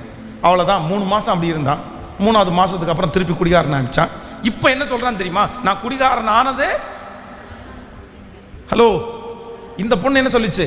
அந்த குடிகாரனா இருக்கிற அவனை நான் மாத்திடுவேன் நினச்சி உள்ள போனா, இப்போ அவன் என்ன அவன் சொல்றான், நான் குடிகாரனானதே ஒன்னாலதான்மா, ஒன்னால நீ தானே குடிகாரனா மாத்திட்ட, நான் நல்லா இருந்த பையன், நீ லவ் பண்ணி என்ன குடிகாரனா மாத்திட்ட, இப்போ அதை விட முடியலன்றான். என்ன சொல்லுவீங்க? இப்போ அந்த பிள்ளையினுடைய மனசு. அதனால சிலரை நம்மளால என்ன பண்ண முடியாது. நல்லா சொல்லுங்க எல்லாருமே, இல்லை நல்லா சொல்லுங்களேன். என்னதான் அவங்களுக்கு அத மூடனை உலையில வச்சு குத்துனாலும் அவன் மூடத்தனம் அவனை விட்டு நீங்காதுன்னு பைபிள் சொல்லுது. சிலரை வந்து நம்ம குத்துறது, சிலரை வந்து நம்ம ரெடி பண்ணணும்னு நினைக்கிறது வந்து எந்த பிரயோஜனமும் இல்லை. அது யாரு தான் பண்ணணும் அப்படின்னு சொன்னா, கர்த்தர் ஒருவரே செய்ய வேண்டும். ரட்சிக்க கூடாதபடி என்னுடைய கரம் குறுகி போகவில்லை. ரட்சிப்பு கர்த்தருடையது, ரட்சிக்கிறவர் கர்த்தர். எவரையும் மாற்றுகிறதற்கு ஆண்டவரால் மட்டும்தான் முடியுமே தவிர நம்மளால முடியாது. நம்ம உதவி செய்யலாம், நம்ம வந்து அவர்களுக்காக ஜெபிக்கலாம், ஒரு சின்ன சின்ன காரியத்தை செய்து ஹெல்ப் பண்ணலாமே தவிர அந்த காரியத்திலிருந்து விடுதலை ஆக்குகிறவர் நம்முடைய தேவனாகிய கர்த்தர். கைகளை அசைத்து ஒரு ஹல்லேலூயா சொல்லுங்கள். ஆண்டவருடைய சமூகத்திலே இப்பொழுது ஒரு தீர்மானத்தை எடுங்கள். களைவிடுங்கிற, மற்றவர்களை எடுக்கிற, அதை சரி செய்கிற வேலை என்னுடையதல்ல. யாருடைய வேலை என்றால் அது கர்த்தருடைய வேலை. ஆமேன் சொல்லுவோம். அவர் மேற்கு, கிழக்கு, வடக்கு, தெற்கு, நீங்கள் சீக்கிரமாய் பரம்ப போகிறீர்கள். நிலைவரமான ஒரு இடத்துல கர்த்தர் உங்களை கொண்டு போய் நடப்போகிறார். இந்த ஆண்டு முடிகிறதுக்குள்ளே ஒரு சிலரை கர்த்தர் நிலையான இடத்துல கர்த்தர் கொண்டு போய் வைக்க போகிறார். உங்களுக்கென்று ஒரு நிலையான இடம் சீக்கிரமாய் உண்டாக போகிறது. நல்ல கரங்களை தட்டி ஆமேன் முழு பலத்தோடு கூட கர்த்தர் செய்ய வல்லவர். இஸ்ரவேல் ஜனங்களை எகிப்தின் அடிமைத்தனத்திலிருந்து எடுத்து கர்த்தர் அவர்களுக்கு நிலையான ஒரு இடத்துல கொண்டு போய் வைத்தது போல ஆண்டவர் உங்களுக்கு ஒரு நிலையான ஒரு இடத்தை கர்த்தர் உங்களுக்கு ஸ்தாபிப்பாராக. ஆமேன். ஆண்டவருக்கு இது பிடிக்குமான்னு கேட்டால் கண்டிப்பாக சத்தமாக சொல்லுங்க. ஆண்டவருடைய ஆசரிப்பு கூடாரம் வந்து மழையிலையும் வெயிலையும் ஒரு இடத்துல நனைஞ்சிட்டு கிடக்குது. அது வித்தியாசமான ஒரு இடத்துல கிடைக்குது. ஆனால் இப்போ என்ன வேதம் சொல்லுதுன்னா, தாவீது வந்து என்ன விருப்பப்படுறாருன்னா, இல்லை நானும் பஞ்சு மெத்த மாதிரி ஒரு வீட்டில் குடியிருக்கிறேன், மச்சுப்பாவின வீட்டில் குடியிருக்கிறேன், ஆனால் ஆண்டவருடைய உடன்படிக்கை பற்றி அப்படி இல்லை. இப்போ ஒரு பொருத்தனை எடுக்கிறேன், நான் வந்து ஒரு தேவனுக்கென்று ஒரு வாசஸ்தலத்தை உண்டு பண்ணாமல் என் படுக்கையாகிய கட்டிலின் மேல் நான் என்ன பண்ண மாட்டேன், ஏற மாட்டேன். இப்போ ஆண்டவருக்கு விருப்பம் இல்லைன்னா தங்கத்தையும் வெள்ளியையும் அதற்கான ஆட்களையும் பெசலேல் என்கிற ஒரு மனிதனையும் ஆண்டவர் உருவாக்கியிருப்பாரா? அப்போ ஆண்டவர் என்ன பண்றாரு அப்படின்னு சொன்னா, கரெக்டுப்பா அங்கேயும் இங்கேயும் சுத்திட்டு இருக்கிறத விட ஒரு நிலையான ஒரு பிளேஸ்ல இந்த இடம் தான் இதுக்குரிய இடம் அப்படின்னு இருக்கிறது நல்லதுன்னு ஆண்டவர் அதை அங்கீகரிச்சதுனாலதான் சாலோமோன் நிமித்தமாய் கர்த்தர் ஒரு பெரிய வாசஸ்தலத்தை கர்த்தர் உருவாக்கினார்.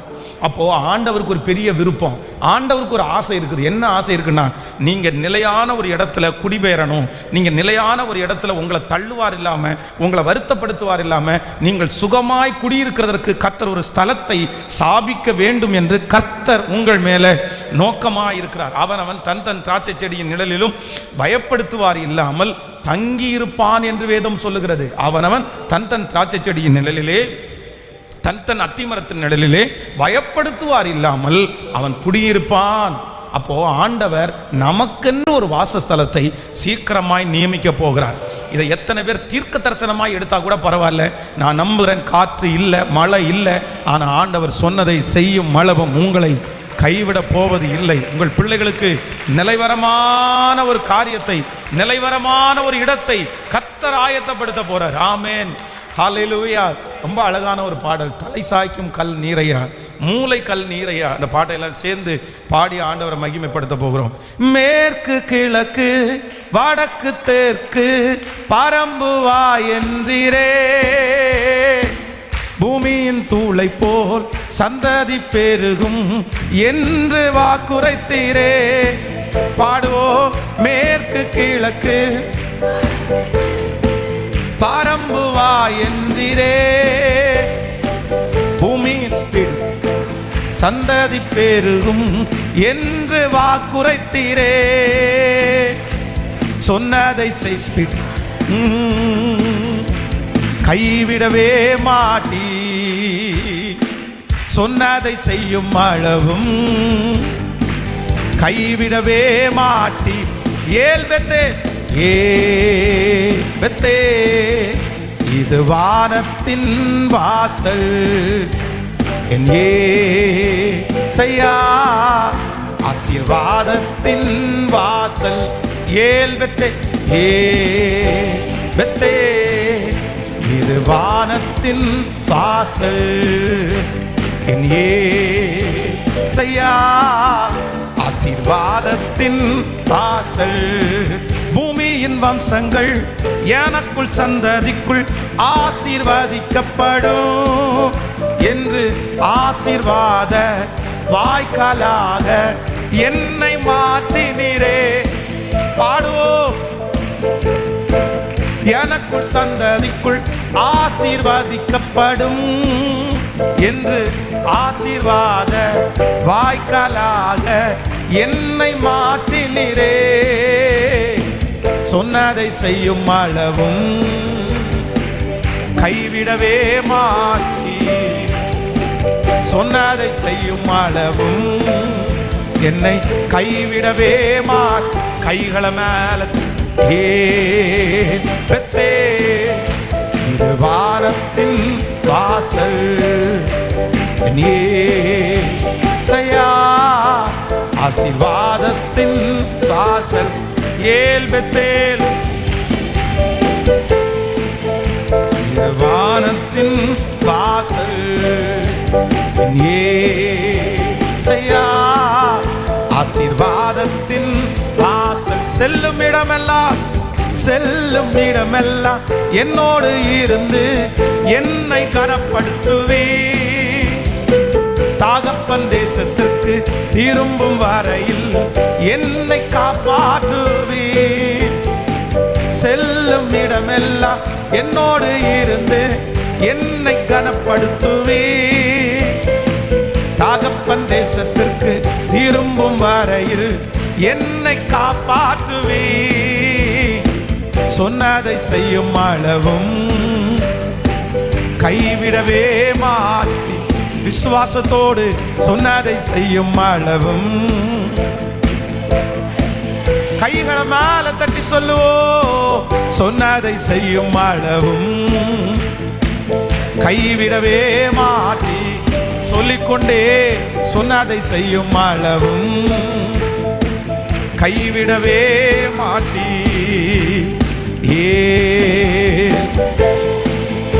இது வானத்தின் வாசல், ஏசையா ஆசீர்வாதத்தின் வாசல். ஏல் பெத்தே அப்பா, ஹல்லேலூயா.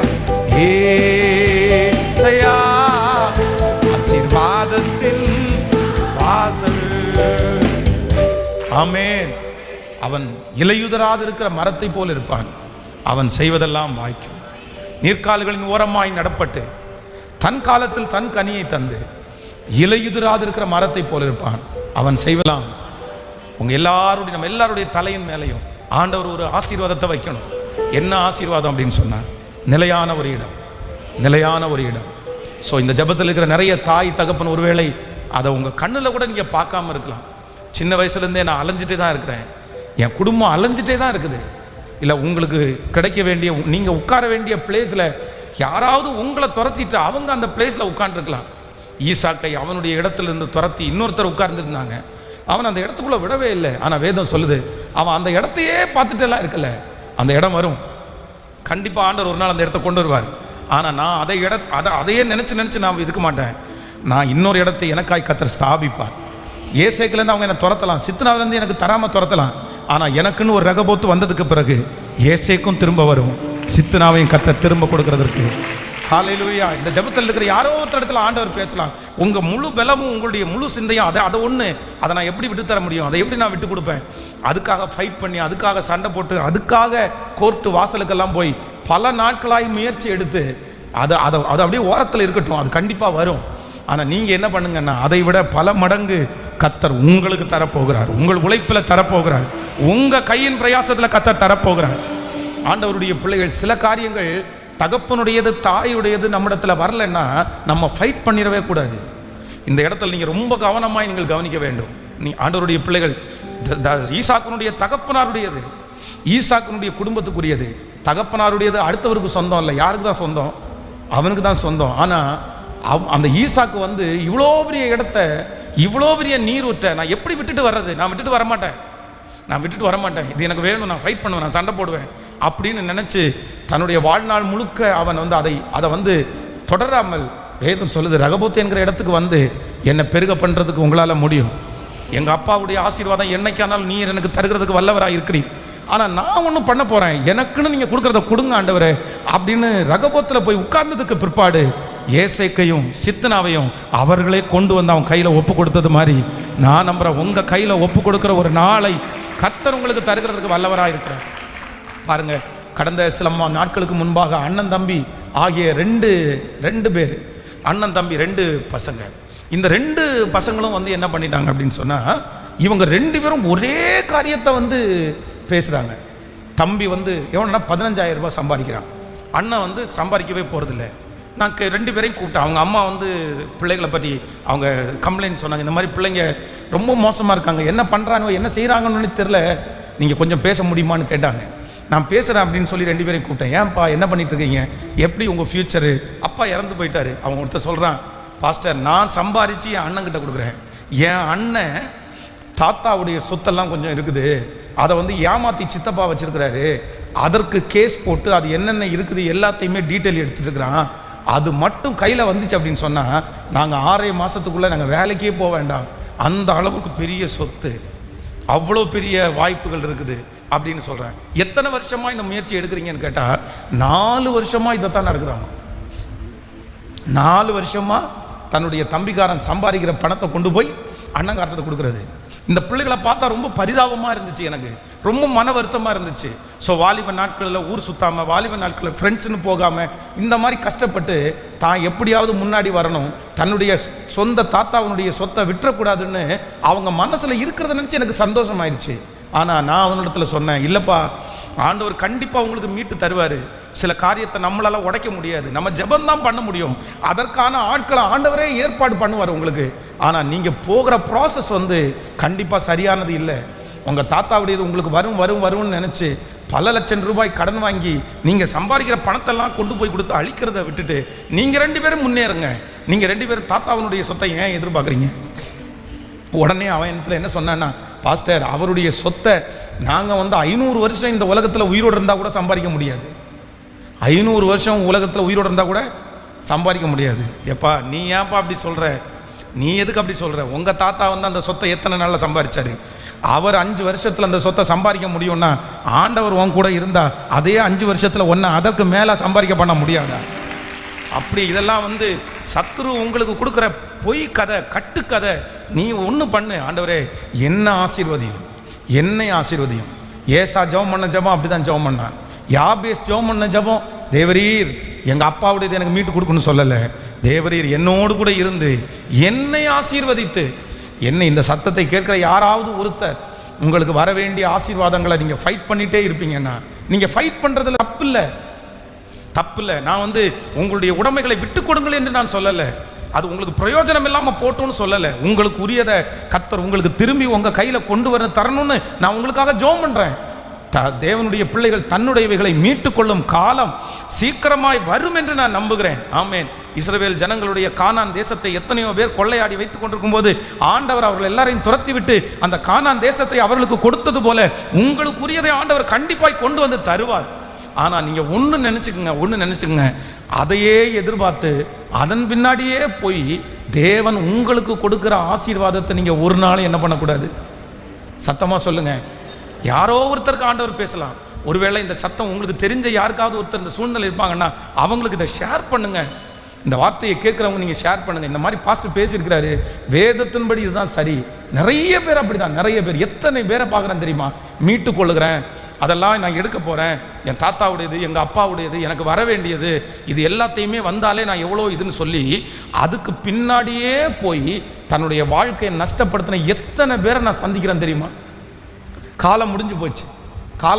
அதுக்கு அதை எதிர்பார்த்திருந்த நேரத்தில் இவங்க ஏசேக்க மூடிட்டு சித்தனாவை மூடிட்டு ரகபோத்துக்கு போயிருந்தேன்னா இதுக்கு முன்னாடி அதை பார்க்கலாம் பல மடங்கு ஆண்டவர்களை ஆசீர்வச்சிருப்பார். ஆமேன்னு சொல்லுங்கள். சில காரியத்திற்காக நம்ம போராடி வெற்றி அடைய சில காரியங்கள் உடனே நடக்காது. சிலது பெரிய ப்ராசஸ்ஸு. நல்லா நினச்சிக்கோங்க, நம்முடைய வாழ்க்கையில் உடனே வருகிற ஆசீர்வாதம்னு ஒன்று இருக்குது. அதே நேரத்தில் காலதாமதமாய் வருகிற ஆசீர்வாதம் என்று ஒன்று. சத்தமாக சொல்லுங்க.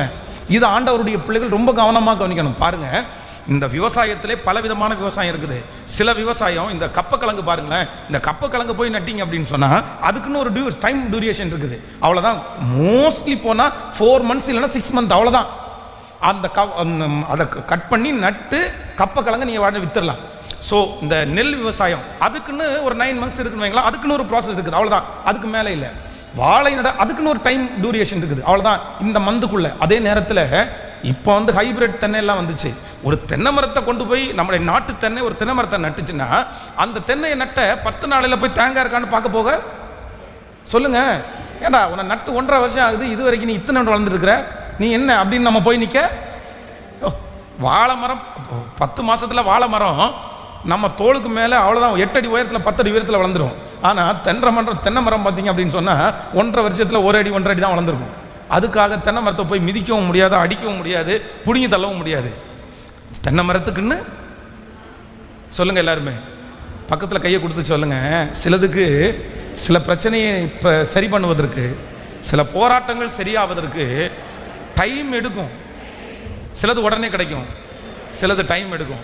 இந்த அண்டர்ஸ்டாண்டிங் ஒரு ஆண்டவருடைய பிள்ளைக்கு இல்லாவிட்டால், இந்த ஞானம் ஒரு தேவனுடைய பிள்ளைக்கு இல்லாவிட்டால் நீங்கள் ரொம்ப கஷ்டப்படுவீங்க. இப்போ இந்த பணம் இன்வெஸ்ட் பண்ணுறாங்க பாருங்களேன், பணத்தை இன்வெஸ்ட் பண்ணி செலவு பண்ணுறவங்க கூட நீங்கள் செலவு பண்ணி போடும்போது அதை ரொம்ப கிளியராக நீங்கள் கற்றுக்கணும், அதை சரியாக நீங்கள் கற்றுக்கணும். நான் இப்போ ஒரு 1000 ரூபாய் நான் கொடுக்குறேன், இந்த 1000 ரூபாய் எனக்கு எத்தனை நாள் எனக்கு திரும்பி கிடைக்கும்ன்றதை நீங்கள் நினைக்கணும். 10 வருஷம் தாண்டியா, 10 மாதம் தாண்டியா, அதை யோசிச்சு தான். சிலர் அதெல்லாம் யோசிக்க மாட்டாங்க, அவ்வளோதான். அவங்களுடைய ஒரே வேலை என்ன, கொடுக்குற வேலை மட்டும்தான். ஆனால் அதனுடைய கீழே இருக்கிற நம்பரை மட்டும் சிலர் பார்ப்பாங்க. நான் கொடுக்குறது 1000, நான் செலவு பண்ணுறது 1000, ஆனால் எனக்கு கிடைக்கிறது 1 லட்சம்னு வச்சுங்களேன். நிறைய பேருடைய கண்ணு எதன் மேலே தான் போகும் சொல்லுங்க. 1 லட்சத்தை பார்த்து என்னடா 1000, என்னடா இது 1 லட்சம் அப்படின்னு தான் பார்ப்பாங்களே தவிர, இல்லைப்பா இதுக்கு என்ன இருக்குது கொடுத்துட்டு அதுக்கப்புறம் போய் நம்ம யோசிக்க முடியாது. அதனாலே சில காரியங்களை ஒரு நாளும் ஆண்டவருடைய பிள்ளைகள் நீங்கள் என்ன பண்ணக்கூடாது அப்படின்னு சொன்னால், அதன் பின்பாகவே போய் உங்களுடைய வாழ்நாட்களை நீங்கள் என்ன பண்ண, உங்களுடைய பிள்ளைகளை கூட தயவு செய்து அப்படி நீங்கள் ஃபாலோ பண்ணுறதுக்கு அனுமதிக்காதீங்க. யாராவது ஒருத்தருக்காக ஆண்டவர் பேசலாம். சிலது அந்தந்த டைம் வரும்போது, அந்தந்த நாள் வரும்போது ஆண்டவரே தடைகளை மாற்றி கர்த்தரே நமக்காக கொண்டு தருவதற்கு கர்த்தர் வல்லவராக இருக்கிறார்.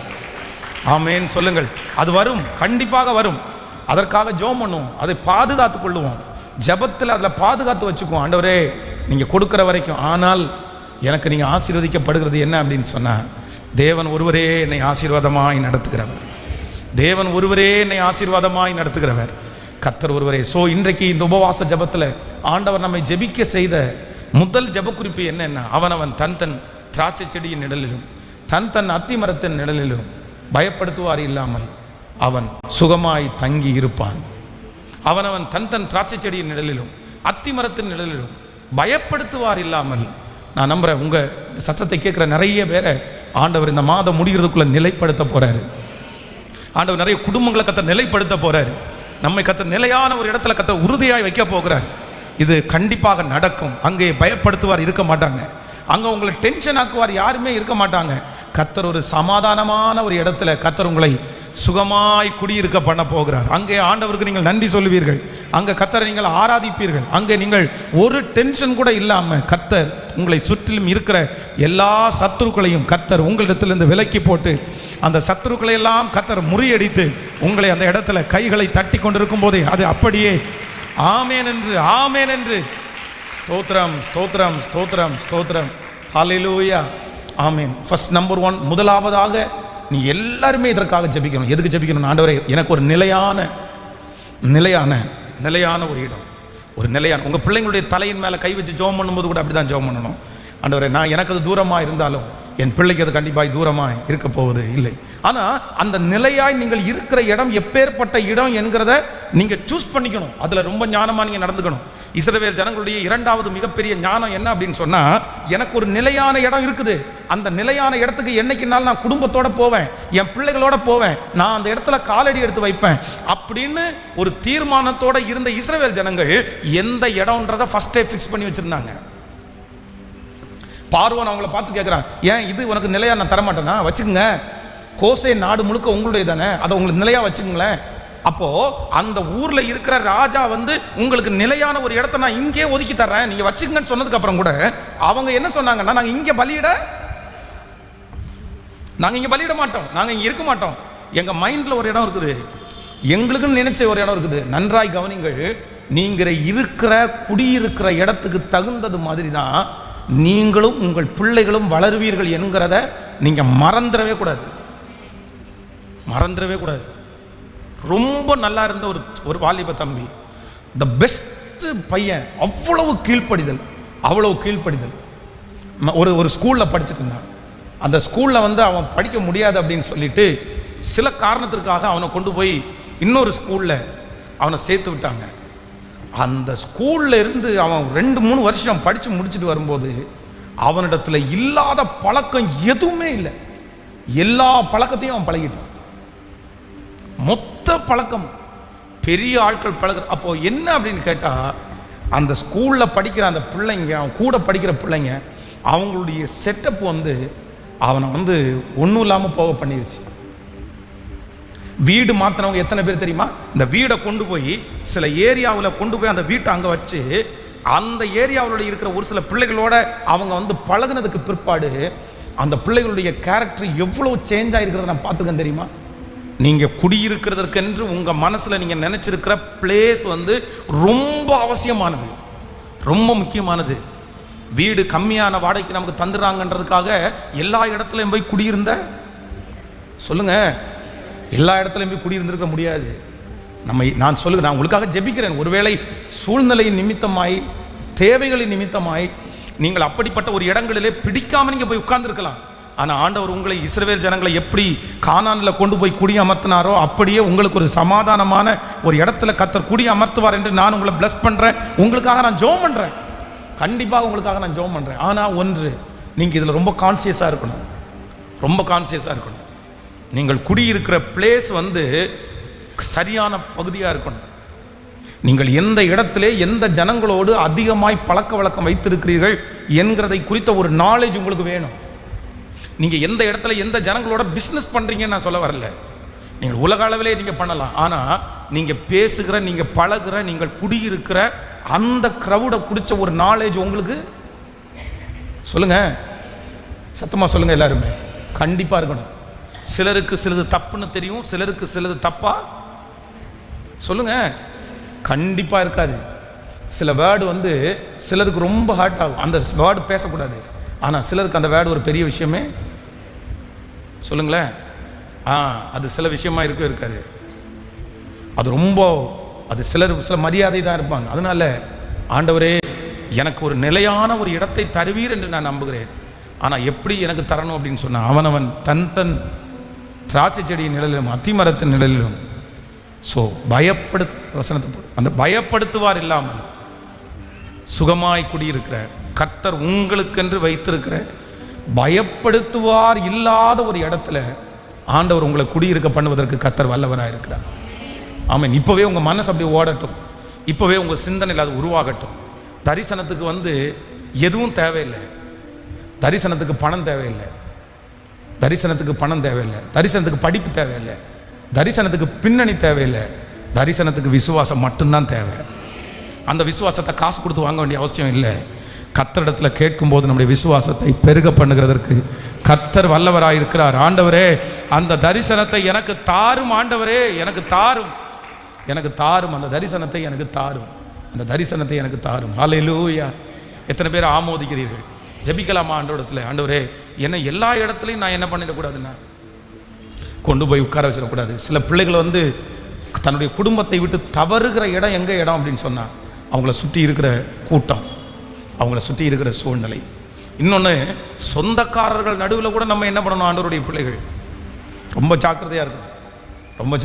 நம்ம சொந்தக்காரங்களுக்கு கூட சில காரியம் நல்லது கெட்டதுன்னு தெரியாமல் இருப்பாங்க. அவங்க பார்வைக்கு அது சரி, நம்ம பார்வைக்கு அது தப்பு. நம்முடைய கிளியரின் படி நம்ம வளர்த்தணுமே தவிர நம்ம அப்படி கொண்டு போய் நம்முடைய பிள்ளைகளை சிக்க வச்சிடவே கூடாது.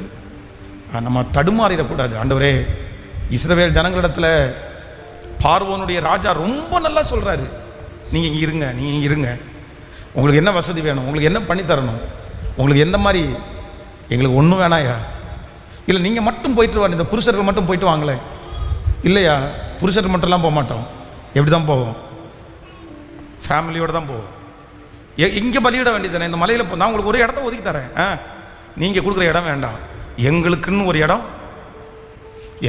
இடம் இருக்குது, எங்களுக்கு என்று. இப்போது இந்த செய்தியை கேட்க கேட்க உங்களுக்குள்ள அந்த மகிமை உங்களுக்குள்ள வரட்டும். நீங்கள் ஜெபிக்க ஆரம்பிங்க. ஆண்டவரே பயப்படுத்துவார் இல்லாமல் சுகமாய் குடியிருக்க பண்ணுகிற ஒரு நல்ல கர்த்தர். முழு பலத்தோடு எல்லாரும் கைகளை உயர்த்தி, நீங்கள் ஒருவேளை அப்படியே உங்களுடைய காலங்களை கழித்தாலும் ஆமென், ஆண்டவர் உங்களை நேர்த்தியான ஒரு இடங்களில் கர்த்தர் உங்களை கொண்டு போய் கர்த்தர் வைப்பாராக. ஆச்சரியமான இடங்களில் ஆண்டவர் உங்களை கொண்டு போய் வைப்பாராக. அவருடைய தயவு மகா பெரியது, அவருடைய கிருபை மகா பெரியது, அவருடைய உண்மை தலைமுறைக்கும் இருக்கிறது. அவர் உண்மை உள்ளவர். சொல்லுங்க, நீ ஜெபிக்க கர்த்தர் உங்களுக்கு தருவார். ஆண்டவரே ஒரு உறுதியான ஒரு இடம், உமக்கு ஏற்ற இடம், என்னை சுற்றி இருக்கிற எல்லா சூழ்நிலைகளையும் உங்களையே பார்க்க பண்ணுகிற, உங்களை தேடுகிற, உங்களை விசாரிக்கிற அப்படிப்பட்ட ஒரு இடத்துல எங்க பிள்ளைகளை கொண்டு போய் அமர பண்ணுகிறதற்கு கர்த்தர் வல்லவராக இருக்கிறீர். சொல்லுங்க, ஒவ்வொருத்தரும் சத்தத்தை உயர்த்தி ஜெபிக்கலாமே. ஆண்டவரே தேங்க்யூ ஜீசஸ், எங்களை சுற்றி அப்படிப்பட்ட ஒரு அட்மாஸ்பியரை கர்த்தர் உண்டு பண்ணுங்க ஆண்டவரே. அப்படிப்பட்ட ஒரு ஜனத்தை எங்கள் மத்தியில் உண்டு பண்ணுங்க ஆண்டவரே. கர்த்தர் நல்லவர். கைகளை உயர்த்தி ஒரு ஹல்லேலூயா சொல்லலாம். இந்த உலகத்தில் நம்மளை மோட்டிவேஷன் பண்ணுறதுக்குன்னு கர்த்தர் நிறைய ஆட்களை வச்சிருக்கிறாரு. அதைத்தான் ஆண்டவர் சொல்கிறார், மேகம் போன்ற இத்தனை திரளான சாட்சிகள் நம்மை. மீகாவில் அந்த வசனம் இருக்குது, நீங்கள் மீகா அந்த பயப்படுத்துவார், மீகா 4ஆம் அதிகாரம் 4வது வசனம். அவனவன் தன் தன் திராட்சை செடியின் நிழலிலும் தன் தன் அத்திமரத்தின் நிழலிலும் பயப்படுத்துவார் இல்லாமல் உட்காருவார். சேனைகளின் கர்த்தரின் இதை சொல்லிட்டு. மீகா 4ஆம் அதிகாரம் 4வது வசனம். எல்லாரும் சேர்ந்து வாசிக்கலாம். அவனவன் தன் தன் திராட்சை செடியின் நிழலிலும் தன் தன் அத்திமரத்தின் நிழலிலும் பயப்படுத்துவார் இல்லாமல் உட்காருவான். சேனைகளின் கர்த்தரின் இதை சொல்லிட்டு. ஹல்லேலூயா. கவனிங்க, எல்லாரும் பாருங்க, கண்களை எல்லாம் கவனிங்க பாருங்க. சில இடங்களில் அவங்க என்னைக்கு அந்த தெருவுக்குள்ளே குடி போனாங்களோ அன்னையிலிருந்து பிள்ளைகளுடைய கேரக்டர் மாற்றப்பட்டு தற்கொலை வரைக்கும் போன பிள்ளைங்க எத்தனை பேர் தெரியுமா? வாலிப பிள்ளைங்க பழக்கம், கெட்ட பழக்கத்தை பழக்கிறது எங்க தெரியுமா? அந்த தெருவில் குடி போனதுக்கு அப்புறம் தான் அவன் அந்த கெட்ட பழக்கத்தை பழகினான்.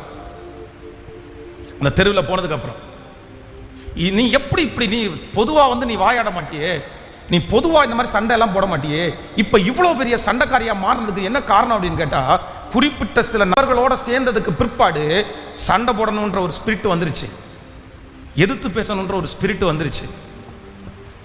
இன்னும் இப்ப இருக்கிறதுலயே ரொம்ப கொடுமையான ஒன்று என்ன அப்படின்னு சொன்னா, சிலர் இந்த யூடியூப்ல சில நிகழ்ச்சிகளை என்னைக்கு பார்க்க ஆரம்பிச்சாங்களோ அன்னைக்கு முதற்கொண்டு அவங்க கேரக்டர் சேஞ்ச் ஆச்சு தெரியுமா? இந்த யூடியூப்ல எல்லாம் பார்க்கறதுல ரொம்ப கவனம் வேணும், ரொம்ப கவனம் வேணும். அவ்வளவு நல்ல வாலிப பையன், சின்ன வயசுல சண்டே ஸ்கூலுக்கு விபிஎஸ்க்கெல்லாம் வந்துட்டு இருந்தவன். என்ன கேட்குறான் தெரியுமா? வந்திருந்தவன் சொல்றேன், என்ன வயசுன்னு நினைக்கிறீங்க? 9th படிக்கிறான். 9th படிக்கிற பையன் என்கிட்ட சொல்றான், பாஸ்டர் எங்க வீட்டுக்கு விரோதமாக யாராவது செய்வனம் பண்ணியிருப்பாங்களோன்னு எனக்கு பயமா இருக்குது. செய்வனம் பண்ணியிருப்பாங்களோன்னு. எத்தனை ஸ்டாண்டர்டு?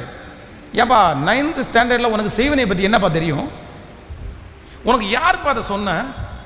நீ படிச்சுட்டு இருக்கிற பையன், 9ஆம் வகுப்பு படிக்கிற பையன், இல்லை மாந்திரிகம் வச்சுருப்பாங்களோ, இல்லை கட்டு இருக்குமோ, இல்லை உள்ளுக்குள்ளே தகுடு வச்சுருப்பாங்களோ, இல்லை உள்ளுக்குள்ளே தாய்த்தை வச்சுருப்பாங்களோ. எத்தனை வயசு படிக்கிற பையன்? 9th ஸ்டாண்டர்ட் படிக்கிற. எனக்கு நானும் எத்தனையோ பேர் எனக்கு செய்வனை வச்சுருக்காங்கன்னு வந்து சொல்லியிருக்காங்க. ஆனால் எல்லாருமே யார் தான் சொல்லியிருக்காங்க? பெரியவங்க, தொழில் செய்கிறவங்க, இந்த மாதிரி வச்சுருப்பாங்களா அப்படி தான் சொல்லியிருக்காங்க. ஒரு 9th ஸ்டாண்டர்ட் படிக்கிற பையன் தாய்த்து வச்சுருக்காங்களோ நைட் இந்த மாதிரி. அப்போ தான் ஃபஸ்ட் கேட்குறாங்க, நீ நல்லா இல்லை, நீ சம்திங் ராங், என்னடா பிரச்சனைன்னு கேட்டால் அப்புறம் தான் அவங்க அம்மா சொல்கிறாங்க, பாஸ்டர் இவன் யூடியூப்பை திறந்தா ஒரே அமானுஷ்யமாக பார்த்துட்டு இருப்பான். ஹலோ, இவர் என்ன பார்ப்பாராமா?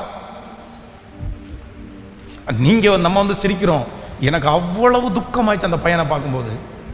ஒரு 9th ஸ்டாண்டர்ட் படிக்கிற பையனுடைய வாயிலிருந்து இப்படிப்பட்ட வார்த்தை வந்துச்சுன்னா அவன் இனி வாழ்றதுக்கு எத்தனை வயசு கிடக்குது? இந்த வயசுல அவன் என்ன பண்ணுவான், எங்க போவான், எங்க வேலை செய்வான்? எங்க போனாலும் அவன் மனசுக்குள்ள என்ன வரும் தெரியுமா? என்னை சுத்தி எதிரிங்க நிறைய பேர் இருக்காங்கன்னு தோணும். தன்னை சுத்தி எதிரிங்க இருக்கிறாங்கன்னு நினைச்சு வாழ்கிற வாழ்க்கை எல்லாம் எப்படி ஒரு வாழ்க்கைங்களா?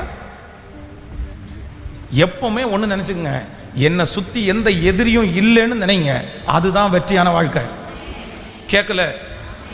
ஆண்டவர் சொல்லுகிறார், அவருடைய அனுமதி இல்லாமல் ஒரு தலை மயிராயிலும் நமக்கு கீழே உனக்கு விரோதமாய் உருவாக்கப்படும் எந்த ஆயுதமும் அது வாய்க்காதே போகும். உன்னோடு கூட நான் இருந்து உனக்காக வழக்காடுவேன், உனக்காக நியாயம் தீர்ப்பேன். நான் அப்படியெல்லாம் ஒன்றும் இஸ்ரவேலுக்கு விரோதமான மந்திரவாதமும் இல்லை, யாக்கோபுக்கு விரோதமான குறி சொல்லுதலும் இல்லை. யாரை பார்த்தாலும் எதிரிங்க, யாரை பார்த்தாலும் எதிரிங்க, யாரை பார்த்தாலும். எப்படி நிம்மதியா வாழ்வீங்க? எப்படி நிம்மதியா வாழ்வீங்க? சுத்தி இருக்கிற எல்லாருமே எதிரின்னு நினைச்சா உங்களால எப்படி வாழ முடியும்? வாழவே முடியாது. ஆண்டவருடைய பிள்ளைகளே, நம்மை சுற்றி எத்தனை எதிரிகள் வேண்டும் என்றாலும் இருக்கலாம், ஆனால் யாரும் ஆண்டவருடைய அனுமதி இல்லாமல் நம்மை ஒன்றும் செய்ய அவர்களுக்காக பயந்து கொண்டு இருக்க வேண்டிய அவசியம் இல்லை. நம்மை காப்பதற்கு இஸ்ரவேலின் தேவன் அவர் நம்மோடு கூட அவர் இருக்கிறார். இஸ்ரவேலின் தேவன் நம்மோடு கூட இருக்கிறார். ஆமேன் சொல்லுங்கள்.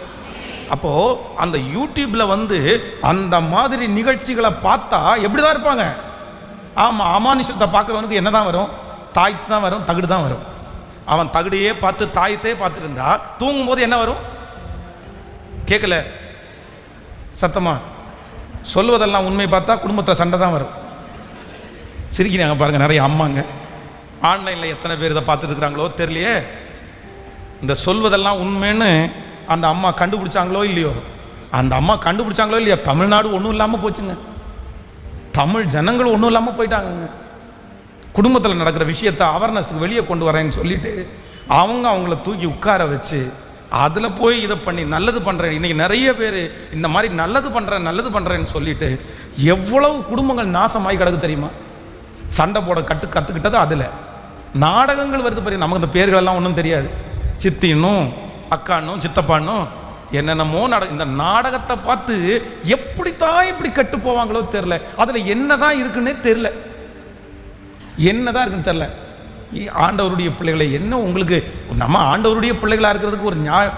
அவங்க ஒரு ரூமுக்குள்ளே ஸ்க்ரீன் துணியை கட்டிட்டு 4 பக்கம் மறைச்சிட்டு உள்ளுக்குள்ளே அங்கே ஒருத்தன் இருந்துட்டு இப்படி பண்ணு கத்தி எடுத்துட்டு வா, கீழே இருந்து மேலே குதிக்கிறது மாதிரி பண்ணுன உடனே அவங்க அதை நாட்டியமாக ஆடி சம்பளத்தை வாங்கிட்டு போயிட்டு அதை உட்காந்து அப்படின்னு வாயை திறந்து பார்த்துட்டே இருந்து அதே மாதிரி குடும்பத்திலேயே செஞ்சு காமிக்கணும்னு நினைக்கிறது. இது ஆண்டவருடைய பிள்ளைகள் மூளை எங்க அடமானம் இருக்குது? அதை போய் 2 மணி நேரம் உட்கார்ந்து பார்த்துட்டு அந்த குடும்பத்துக்கு சாபத்தை கொண்டு வரலாமா? அங்க வந்து மாமியார் மருமகளும் சண்டை போடுறாங்க, மாமியாரை இப்படி மாமியார் மருமகனை ட்ரீட் பண்றாங்க, இப்படி இதை கொண்டு போய் உங்க குடும்பத்துல நீங்க அப்ளை பண்ணா என்னங்க நடக்கும்? மாமியார் மருமகளும் ஒன்னா வாழ முடியுமா? அங்க நேற்றைக்கு நைட்டு அடிச்சுக்குவாங்க, இன்னைக்கு காலையில ஒட்டிக்குவாங்க. உங்களுக்கு அப்படி நடக்கவே நடக்காது. எப்படி நடக்கும்?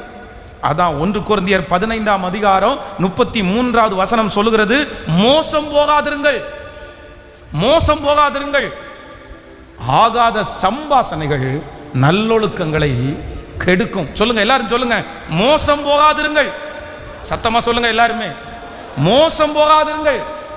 ஆகாத சம்பாசனைகள் நல்லொழுக்கங்களை கெடுக்கும். இந்த சீரியல் பார்க்குற அம்மாங்க, சிஸ்டர்ஸு, பிரதர்ஸு, இந்த மாதிரி நிகழ்ச்சிகளை எல்லாம் பார்க்குறவங்க தயவு செய்து மாற்றிக்கொள்ளுங்கள், தயவு செய்து மாற்றிக்கொள்ளுங்கள். நல்ல ப்ரோக்ராம்ஸு, நல்ல நாலேஜபிளான விஷயங்கள் நீங்கள் தெரிஞ்சுக்கிறதுல தவறே இல்லை, தவறே இல்லை. உங்களுடைய அறிவுகளை வளர்த்து கொள்ளுங்கள், பெருக்கிக் கொள்ளுங்கள். அதை நான் எப்போவுமே வேண்டாம், உங்களுக்கு உலகத்தினுடைய எந்த அறிவுமே வேண்டாம் அப்படின்னு நான் சொல்ல வரல, அவசியமானது. ஆனால் இந்த மாதிரி விஷயங்களை கொண்டு போய் வீட்டுக்கு முன்னாடி வந்து அவங்களுக்கும் நமக்கும் ஒத்து வருமா? அது என்ன? அது மீடியாவில் வாயை திறந்து ஒரு கேமராவுக்கு முன்னாடி பேசுகிறதுக்கு ஓகே, வாழ்க்கைக்கு அது உதவுமா? வாழ்க்கையில் அது நடக்குமா? ஏன் அவங்க ரொம்ப பரிசுத்தவான்களா? எல்லாம் உண்மையை தான் பேசுவாங்களா? லாஜிக்கே இல்லாத விஷயங்களை அங்கே நடத்துகிறாங்க. அதை கொண்டு வந்து நம்முடைய குடும்பத்தில் அப்ளை பண்ண முடியுமா? இந்த சத்தத்தை கேட்கிற யாரு ஒருவர் யூடியூப்ல ஒரு காரியத்தை நீங்க அதிகமா பார்த்துட்டு இருக்கிறீங்களோ, எதா இருந்தாலும் சரி, எதா இருந்தாலும் சரி, இன்னொன்னு சொல்லுங்க, தேனை கண்டாயானால், சத்தமா சொல்லுங்க எல்லாரும், மட்டாய் சாப்பிடு. தேன் என்றது என்ன நினைக்கிறீங்க? தேன் என்றது அவருடைய வார்த்தை, தேனிலும் தேன் கூட்டிலிருந்து ஒழுகிற தெளிதேனிலும் மதுரமா இருக்கிறது. இந்த பைபிளை குறித்து ஆராயலாம். கர்த்தருடைய புஸ்தகத்தை தேடி வாசியுங்கள், இவைகளில் ஒன்றும் குறையாது, இவைகளில் ஒன்றும் ஜோடி இல்லாதிராது. அவருடைய வாய் இதை சொல்லிட்டு அவருடைய ஆவி அவைகளை சேர்க்கும். ஆனால் இன்னைக்கு வரைக்கும் இந்த பைபிளில் PhD அப்படி இப்படி பயங்கரமான படிப்பை படித்து ரொம்ப எனக்கு படித்து அப்படியே நான் கடவுளுடையது எல்லாத்தையும் தெரிஞ்சுக்கணும்னு ஆசைப்பட்டவங்க நிறைய பேர் கடைசியில் எப்படி தெரியுமா பின்மாற்றத்தில் வருவாங்க? கடவுளே இல்லை. எத்தனை பேர் நாங்கள் படிச்சிருக்கோம் தெரியுமா? அதனால இந்த வேதத்தில் இருக்கிறதை கூட எப்படி தான் தெரிஞ்சுக்கணும்? கேட்கல. அறியப்பட்டது உங்களுக்கும் உங்களுடைய பிள்ளைகளுக்கும் உரியது, அறியப்படாதவைகள் வரமாட்டேங்குது நிறைய பேருக்கு சத்தமா, தேவனுக்கு உரியது. ஆனால் சிலர் பார்த்தீங்கன்னா யூடியூப்பை திறந்தா எப்போ பார்த்தாலும் செய்தி கேட்பது தவறல்ல, செய்தி செய்தி செய்து பாட்டு பாட்டு பாட்டு பாட்டு பாட்டு, வேற ஒண்ணுமே. கணவனாருக்கு சோறாக்க வேண்டாம் கேட்டேன், நான் சும்மாவா இருந்தேன், நான் கர்த்தருடைய வார்த்தையை தானே கேட்டிருந்தேன். உங்களுக்கு பயங்கரமான போராம பிசாசு எப்படி போராடுது பாருங்க. இவர் மூலமாய் சத்துரு அப்படியே குடுமி மேலே வச்சா ஆடுது அப்படியே. எதுக்கு தெரியுமா? அவர் ஒரு டீ தண்ணி கேட்டிருப்பார், ஏமா ஒரு டம்ளர் தண்ணி கொடுமா, ஒரு டீ கொடுமா அப்படின்னு கேட்டா இவங்க என்ன கேட்டுட்டு இருக்கிறாங்க? ஏங்க நான் செய்தி தானே கேட்டுருக்கிறேன், நீங்கள் போய் எடுத்து குடிக்க வேண்டியதானே. ஆமாம், காலையிலேருந்து அந்த மனுஷன் கஷ்டப்பட்டு வேலை செஞ்சு வந்து ஒரு டம்ளர் தண்ணி கேட்டு நான் செய்தி கேட்டுட்ருக்கிறேன், நீ போய் டீ வச்சு குடின்னு சொன்னால் அவர் உங்களை மட்டும் திட்ட மாட்டார், அந்த தாடிக்காரனை பார்க்க நான் பார்த்தேன், அந்த திட்டு உங்களுக்கு இல்லை சேர்ந்து யாருக்கும் விழும். யார் அவன்? எப்போ வந்தாலும் இப்படி பேசிட்டே உட்காந்துருக்கிறான், நீ தாண்டா என் மனைவி இப்படி உட்கார வச்சிருக்கிறேன்னு என்ன திட்டுவாங்க. அவங்க என்ன திட்டாங்க சொல்லுங்க, நியாயமா? இது ஆண்டவருடைய பிள்ளைகள் இல்லை, ஆண்டவருடைய பிள்ளைகளை இதெல்லாம் ஆண்டவருடைய பிள்ளைகளுக்கு ஒரு ஞானம், இதெல்லாம் நம்ம அப்படிதான் செய்யணும். ஓகே, நம்ம கேட்கலாம், அது கொஞ்சம் நேரம் கேட்கலாம், அதுக்குன்னு ஒரு வரைமுறை இருக்கிறது அல்லவா? அவங்க பேசணும்னு நினைப்பாங்க, அவங்க ஏதாவது ஷேர் பண்ணணும்னு நினைக்கிறாங்க, அந்த நேரத்தில் நான் ஜபத்துக்கு போயிட்டு வரேன், நான் ப்ரேயருக்கு போயிட்டு வரேன், நான் கொஞ்சம் சோமன் இல்லை, நான் ப்ரேயர் பண்ணுறதை நான் தப்புன்னு சொல்லலை. அந்த கடமைகளை எல்லாம் நீங்கள் செஞ்சுட்டு மற்ற நேரங்கள் நீங்கள் உலகத்தில் தான் இருக்கிறோம், நம்ம குடும்பத்தில் தான் இருக்கிறோம், நம்ம ஃபேமிலியோட தான் இருக்கிறோம், நம்ம அதை செய்யணும். நம்முடைய கொடுத்துப்பட்டிருக்கிற கடமையை நிறைவேற்றுவது ஒரு தேவனுடைய பிள்ளைகளுக்கு அழகு, தேவனுடைய. இப்போ பாருங்க, இந்த கொரோனா வந்ததுக்கு அப்புறம் இந்த கால் வந்துச்சு பாருங்களேன், என்ன ஃபோனில், என்னது கான்ஃபரன்ஸ் கால் ஜபம். இயேசுவே, இந்த கான்ஃபரன்ஸ் கால் ஜபத்தில் நடக்கிற அட்டூழியங்கள் இருக்கு பாருங்களேன், அதை ஒரு பெரிய பட்டியலே போடலாம் நம்ம. அவ்வளோ அட்டூழியங்கள் நடக்குது. ஒரு சிஸ்டர் என்ன சொன்னா, நைட்டுக்குள்ள அப்படியே போட்டுட்டு அது போட்டு சத்தம் போட்டு கிடக்குது. திடீர்னு ஆமேன். இவங்க யாருக்கு ஆமேன்னு சொல்றாங்க?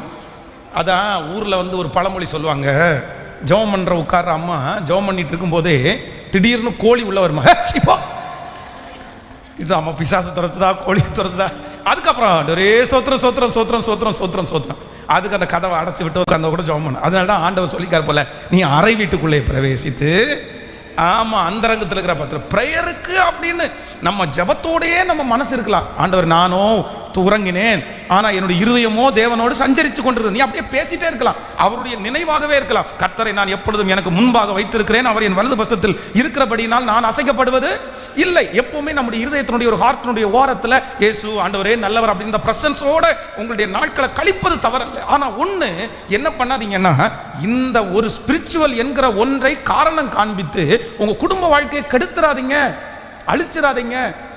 எல்லாத்துக்கும் ஒரு வரைமுறை இருக்குது, எல்லாத்துக்கும் ஒரு நியாயம் இருக்கிறது. அதனாலதான் யோபு 38ஆம் அதிகாரம் 11வது வசனத்துல ஆண்டவர் சொல்லியிருக்கிறார், இம்மட்டும் வா மிஞ்சி வராதே. சத்தமா சொல்லுங்க எல்லாருமே.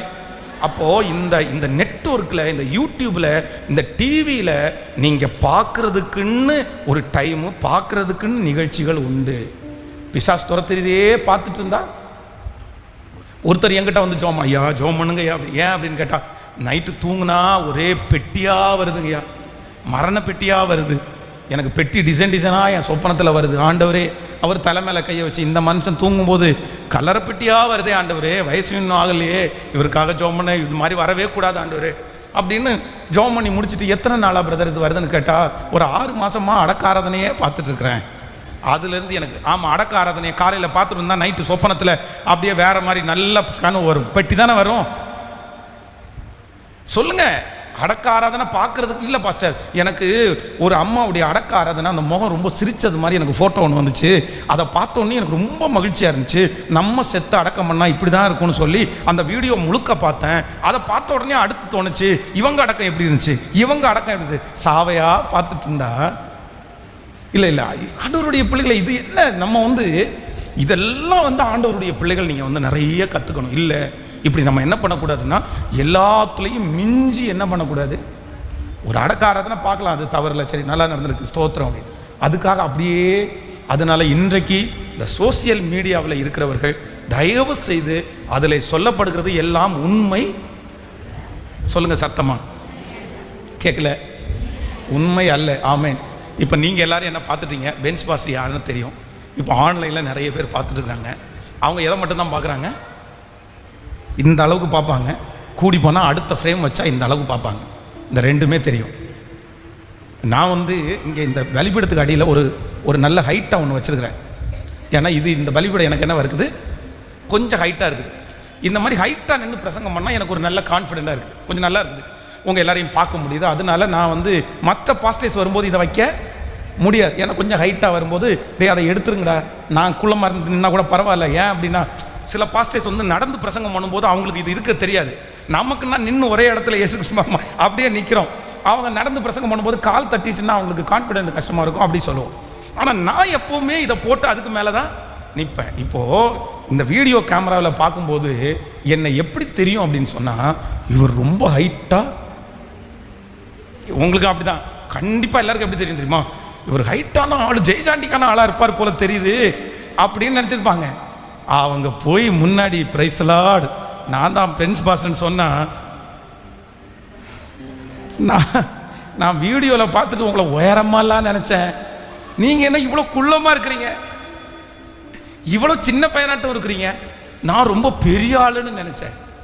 அப்போது யார் பொய் சொல்லுவாங்கன்னா, நம்ம கண்ணு சில டைம் பொய் சொல்லாது, ஆனால் எது பொய் சொல்லும், சத்தமாக சொல்லுங்கள்.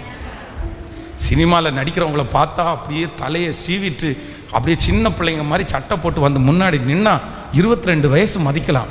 வீட்டில் போய் ஷவரில் போய் குளிச்சுட்டு வீட்டுக்குள்ளே வந்தாங்கன்னா எல்லாம் கருப்பெல்லாம் போய் மிக்கும்போது, என்ன 75 வயசு கல்யாணம் மாதிரி இருக்கிறீங்க.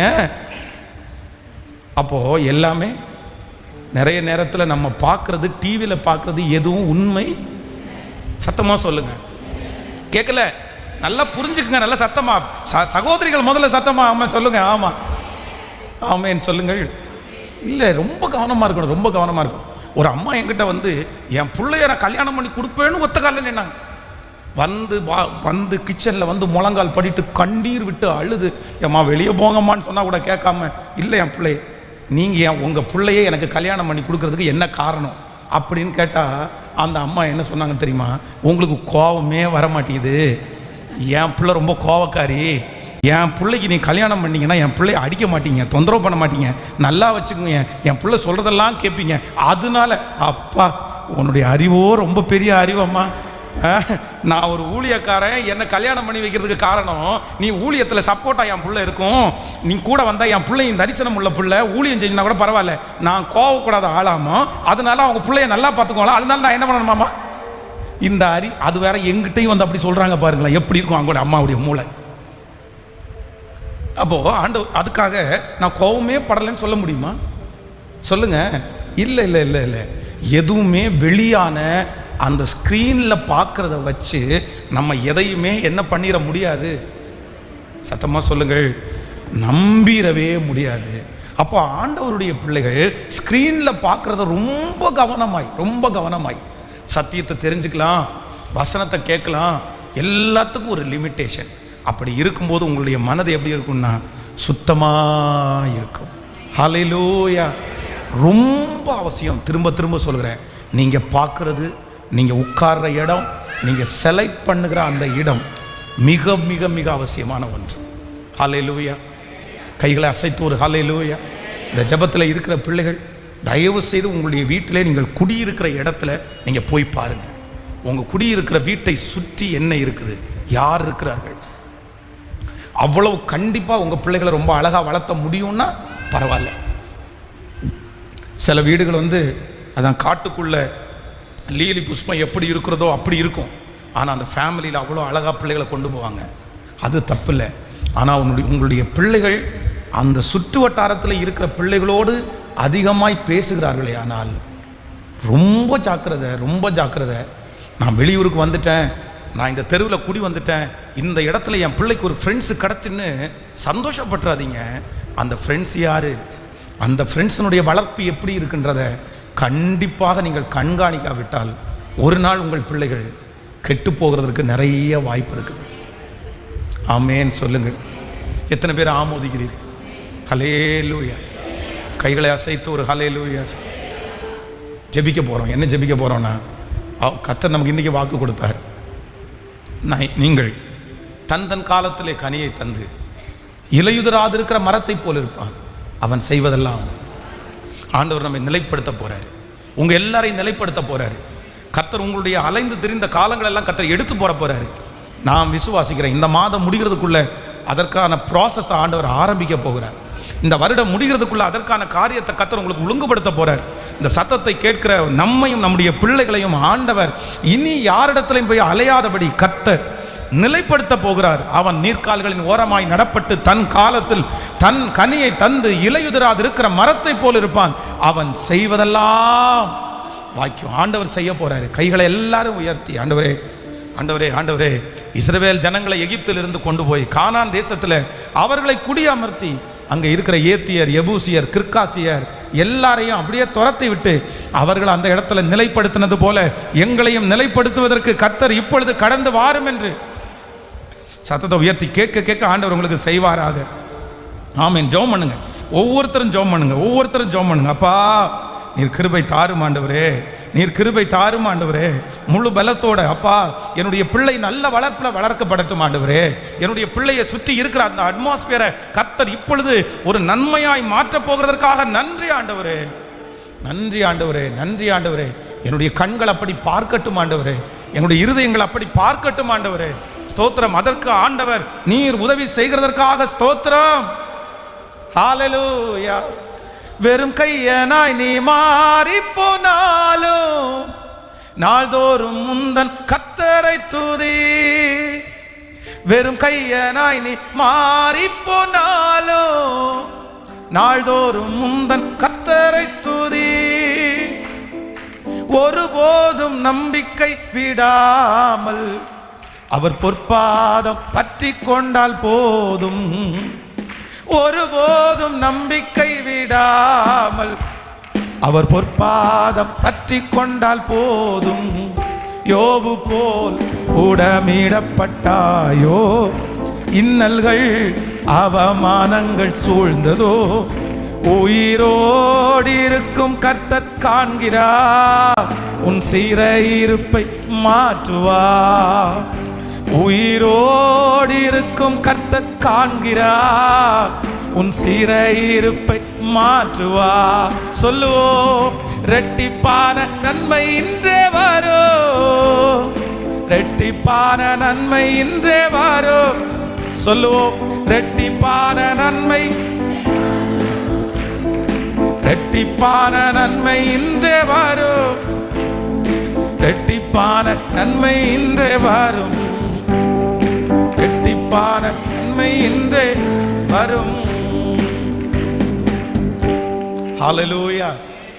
அப்ப எப்பவுமே உங்களுடைய ஐக்கியம், உங்களுடைய பற்றுதல் யாரோட இருக்கணும்னா, உங்களை விட ஒரு படி உயர்ந்தவர்கள், வளர்ந்தவர்களோட உங்களுடைய ஐக்கியம் இருக்கணும். ஆமென் சொல்லுங்கள். உங்க பிள்ளைகள் பழகும் போது கூட யாரோட பழக வைக்கணும் அப்படின்னு சொன்னா, அதுக்காக குறைஞ்சவங்களை அவாய்ட் பண்ணணும்னு நான் சொல்லலை. ஆனால் நெருக்கமாய் சில காரியங்களை உங்கள் பிள்ளைகள் கற்றுக்கொள்ளுகிற வரைக்கும் போகிறதா இருந்தால் யாரோட அவங்க ட்ராவல் பண்ணணும் அப்படின்னு சொன்னால், கொஞ்சம் வளர்ந்தவங்களோட பாருங்க. சிலருக்கு சிலரோட சேர்ந்தா என்ன வரும் தெரியுமா? தரிசனம் வரும். ஆனால் சிலரோட சேர்ந்தா வெறும் குறை சொல்கிற ஸ்பிரிட்டாக வரும். நீங்கள் பார்த்துருக்கீங்களா? நீங்கள் அதை அனுபவிச்சிருக்கீங்களா? சிலரோட போய் சேருங்க, அவங்க எப்போ உங்களிடத்துல பழக ஆரம்பிக்கிறாங்களோ அப்போ வந்து நீங்கள் என்ன பண்ணுவீங்க தெரியுமா? ஒரே குறையாக பேசிட்டு இருப்பீங்க. ஜெபமே ஓடாது, எதுவுமே பண்ண முடியாது, நீங்கள் வளர முடியாது. ஆனால் சிலரோட சேரும்போது என்ன தெரியுமா? அவங்களுக்கு நல்ல ப்ராட் மைண்டாக இருக்கும். நல்ல அங்கே போன உடனே நம்ம வளரணும், நம்ம இந்த மாதிரி இருக்கணும் அப்படின்ற கான்ஃபிடென்ட் எல்லாம் வரும். அப்போது உங்களுடைய ஐக்கியம் என்கிறது ரொம்ப அவசியமான ஒன்று, ரொம்ப அவசியமான ஒன்று. ரொம்ப கேர்ஃபுல்லாக இருக்கணும். அகித்தோப்பேல் தாவீதோட இருக்கிற வரைக்கும் அவனுக்கு எந்த பிரச்சனையும் இல்லை. ஆனால் என்னைக்கு போய் அப்சலோமோட சேர்ந்துட்டானோ அன்னையிலேருந்து அவனுக்கு என்ன தாட்டு வந்துச்சு தெரியுமா? சூசைட் பண்ணணுன்ற தாட்டு வந்துருச்சு, தற்கொலை பண்ணிக்கணுன்ற ஆவி வந்துச்சு அவனுக்குள்ள. எங்கேருந்து வந்துருச்சு? சிலரோட சேரும்போது நம்முடைய நல்ல ஆவியை நம்ம என்ன பண்ணுவாங்கன்னா, அதனால தான் தாவீது அதை கரெக்டாக தெரிஞ்சு வச்சுட்டு ஊசாய் பாருங்க. தாவீது சோகமாக இருக்கிறாரு, பிள்ளை வீட்டை விட்டு துரத்தியாச்சு, செருப்பு இல்லாமல் நடந்து வந்துட்டாரு. ஊசாய் என்கிற ரொம்ப பிரியமான ஒருத்தன் தலையில் மேலே புழுதியை போட்டு ஓன்னு அழுது, உங்களுக்கு போய் இப்படி ஒரு நிலைமையா, உங்களுக்கு போய் இப்படி ஒரு நிலைமையா, உங்களுக்கு போய் இப்படி ஒரு நிலைமையா, பின்னாடி அழுதுகிட்டே போகிறான். நம்மளாக இருந்தால் என்ன பண்ணியிருப்போம்? அவனுக்கு பிரியாணி கொடுங்கடா, அவனுக்கு சோறு கொடுங்கடா, எனக்காக என் பிரச்சனை அழுகிறவன் கேட்கல. உங்களுக்கு யாரை பிடிக்கும் சிஸ்டர்? உங்கள் நிறைய பேருக்கு யாரை பிடிக்கும்? உங்கள் பிரச்சனையில் யாராவது உங்களோட சேர்ந்தா அப்பா அப்படின்னு அழுதுட்டாங்கன்னா உடனே ஐயோ நமக்கு. ஆனால் தாவீது என்ன சொல்கிறான் தெரியுமா? வாயமுற பின்னாடி அழுது, ஏற்கனவே எனக்கு சோகம், இதுக்கடலை இவன் என்ன பண்ணிட்டான், அழுதுகிட்டே வரான், கொஞ்சம் வாயை மூடு. திரும்பி என்ன சொல்கிறான் தெரியுமா? உன்னை நான் அவாய்ட் பண்ணவும் முடியாது, நீ என்னை ரொம்ப நேசிக்கிறவன், நீ இவ்விடத்திலே இருந்தால் எனக்கு. தாவீது என்ன ஸ்டேட்மெண்ட் சொல்றாரு? நீ இவ்விடத்திலே இருந்தால் எனக்கு பாரமா இருப்பாய். யார?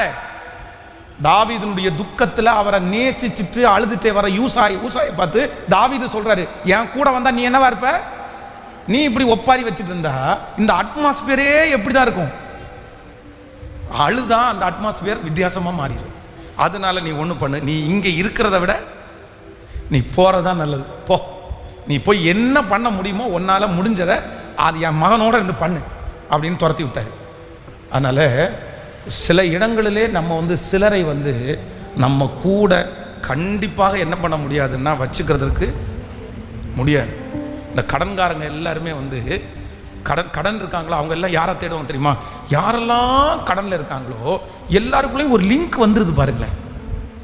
இது எப்படி தான் வருதோ தெரியல. இந்த அந்த மாதிரி ஆட்கள்கிட்ட போய் லிங்க் வச்சுட்டு இந்த கடன்காரங்க எல்லாம் ஒன்றா சேர்ந்தா என்ன சொல்லுவாங்கன்னு நினைக்கிறீங்க? போச்சுங்க, மாயைங்க, செத்துட்டோங்க, முடிஞ்சிருச்சுங்க, இதுக்கு மேலே எங்கங்க, முடியவே இல்லைங்க. ஆனால் அதே நேரத்தில் அதிலிருந்து வெளியில் வருகிற ஒரு 4 பேரோட போய் பேசினேன். ஒன்றும் கவலைப்படாத, நானும் இந்த இடத்துல தான் போனேன், கர்த்தர் என்னை கிருபையாய் மீட்டு கொண்டார். ஹல்லேலூயா. தீர்மானம் எடுக்கிறீங்களா? உங்களுடைய இடத்த முதல்ல என்ன பண்ணணும்னா, நீங்கள் உட்கார்ற இடத்த சேஞ்ச் பண்ணணும். அந்த மாதிரி டீமோடையே போய் சேராமல் உங்களுடைய பிள்ளைகளை கூட்டி கொண்டு போங்க. உங்கள் பிள்ளைகளை வெளியெல்லாம் கூட்டிகிட்டு போகும்போது நல்ல வளர்ந்த இடத்துல கூட்டிகிட்டு போகணும். கூட்டிகிட்டு போய் அவங்கள்ட்ட சொல்லணும், இந்த மாதிரி பாரு நீ ஒரு நாள் இப்படி வருவதற்கு ஆண்டவர் உதவி செய்வார்.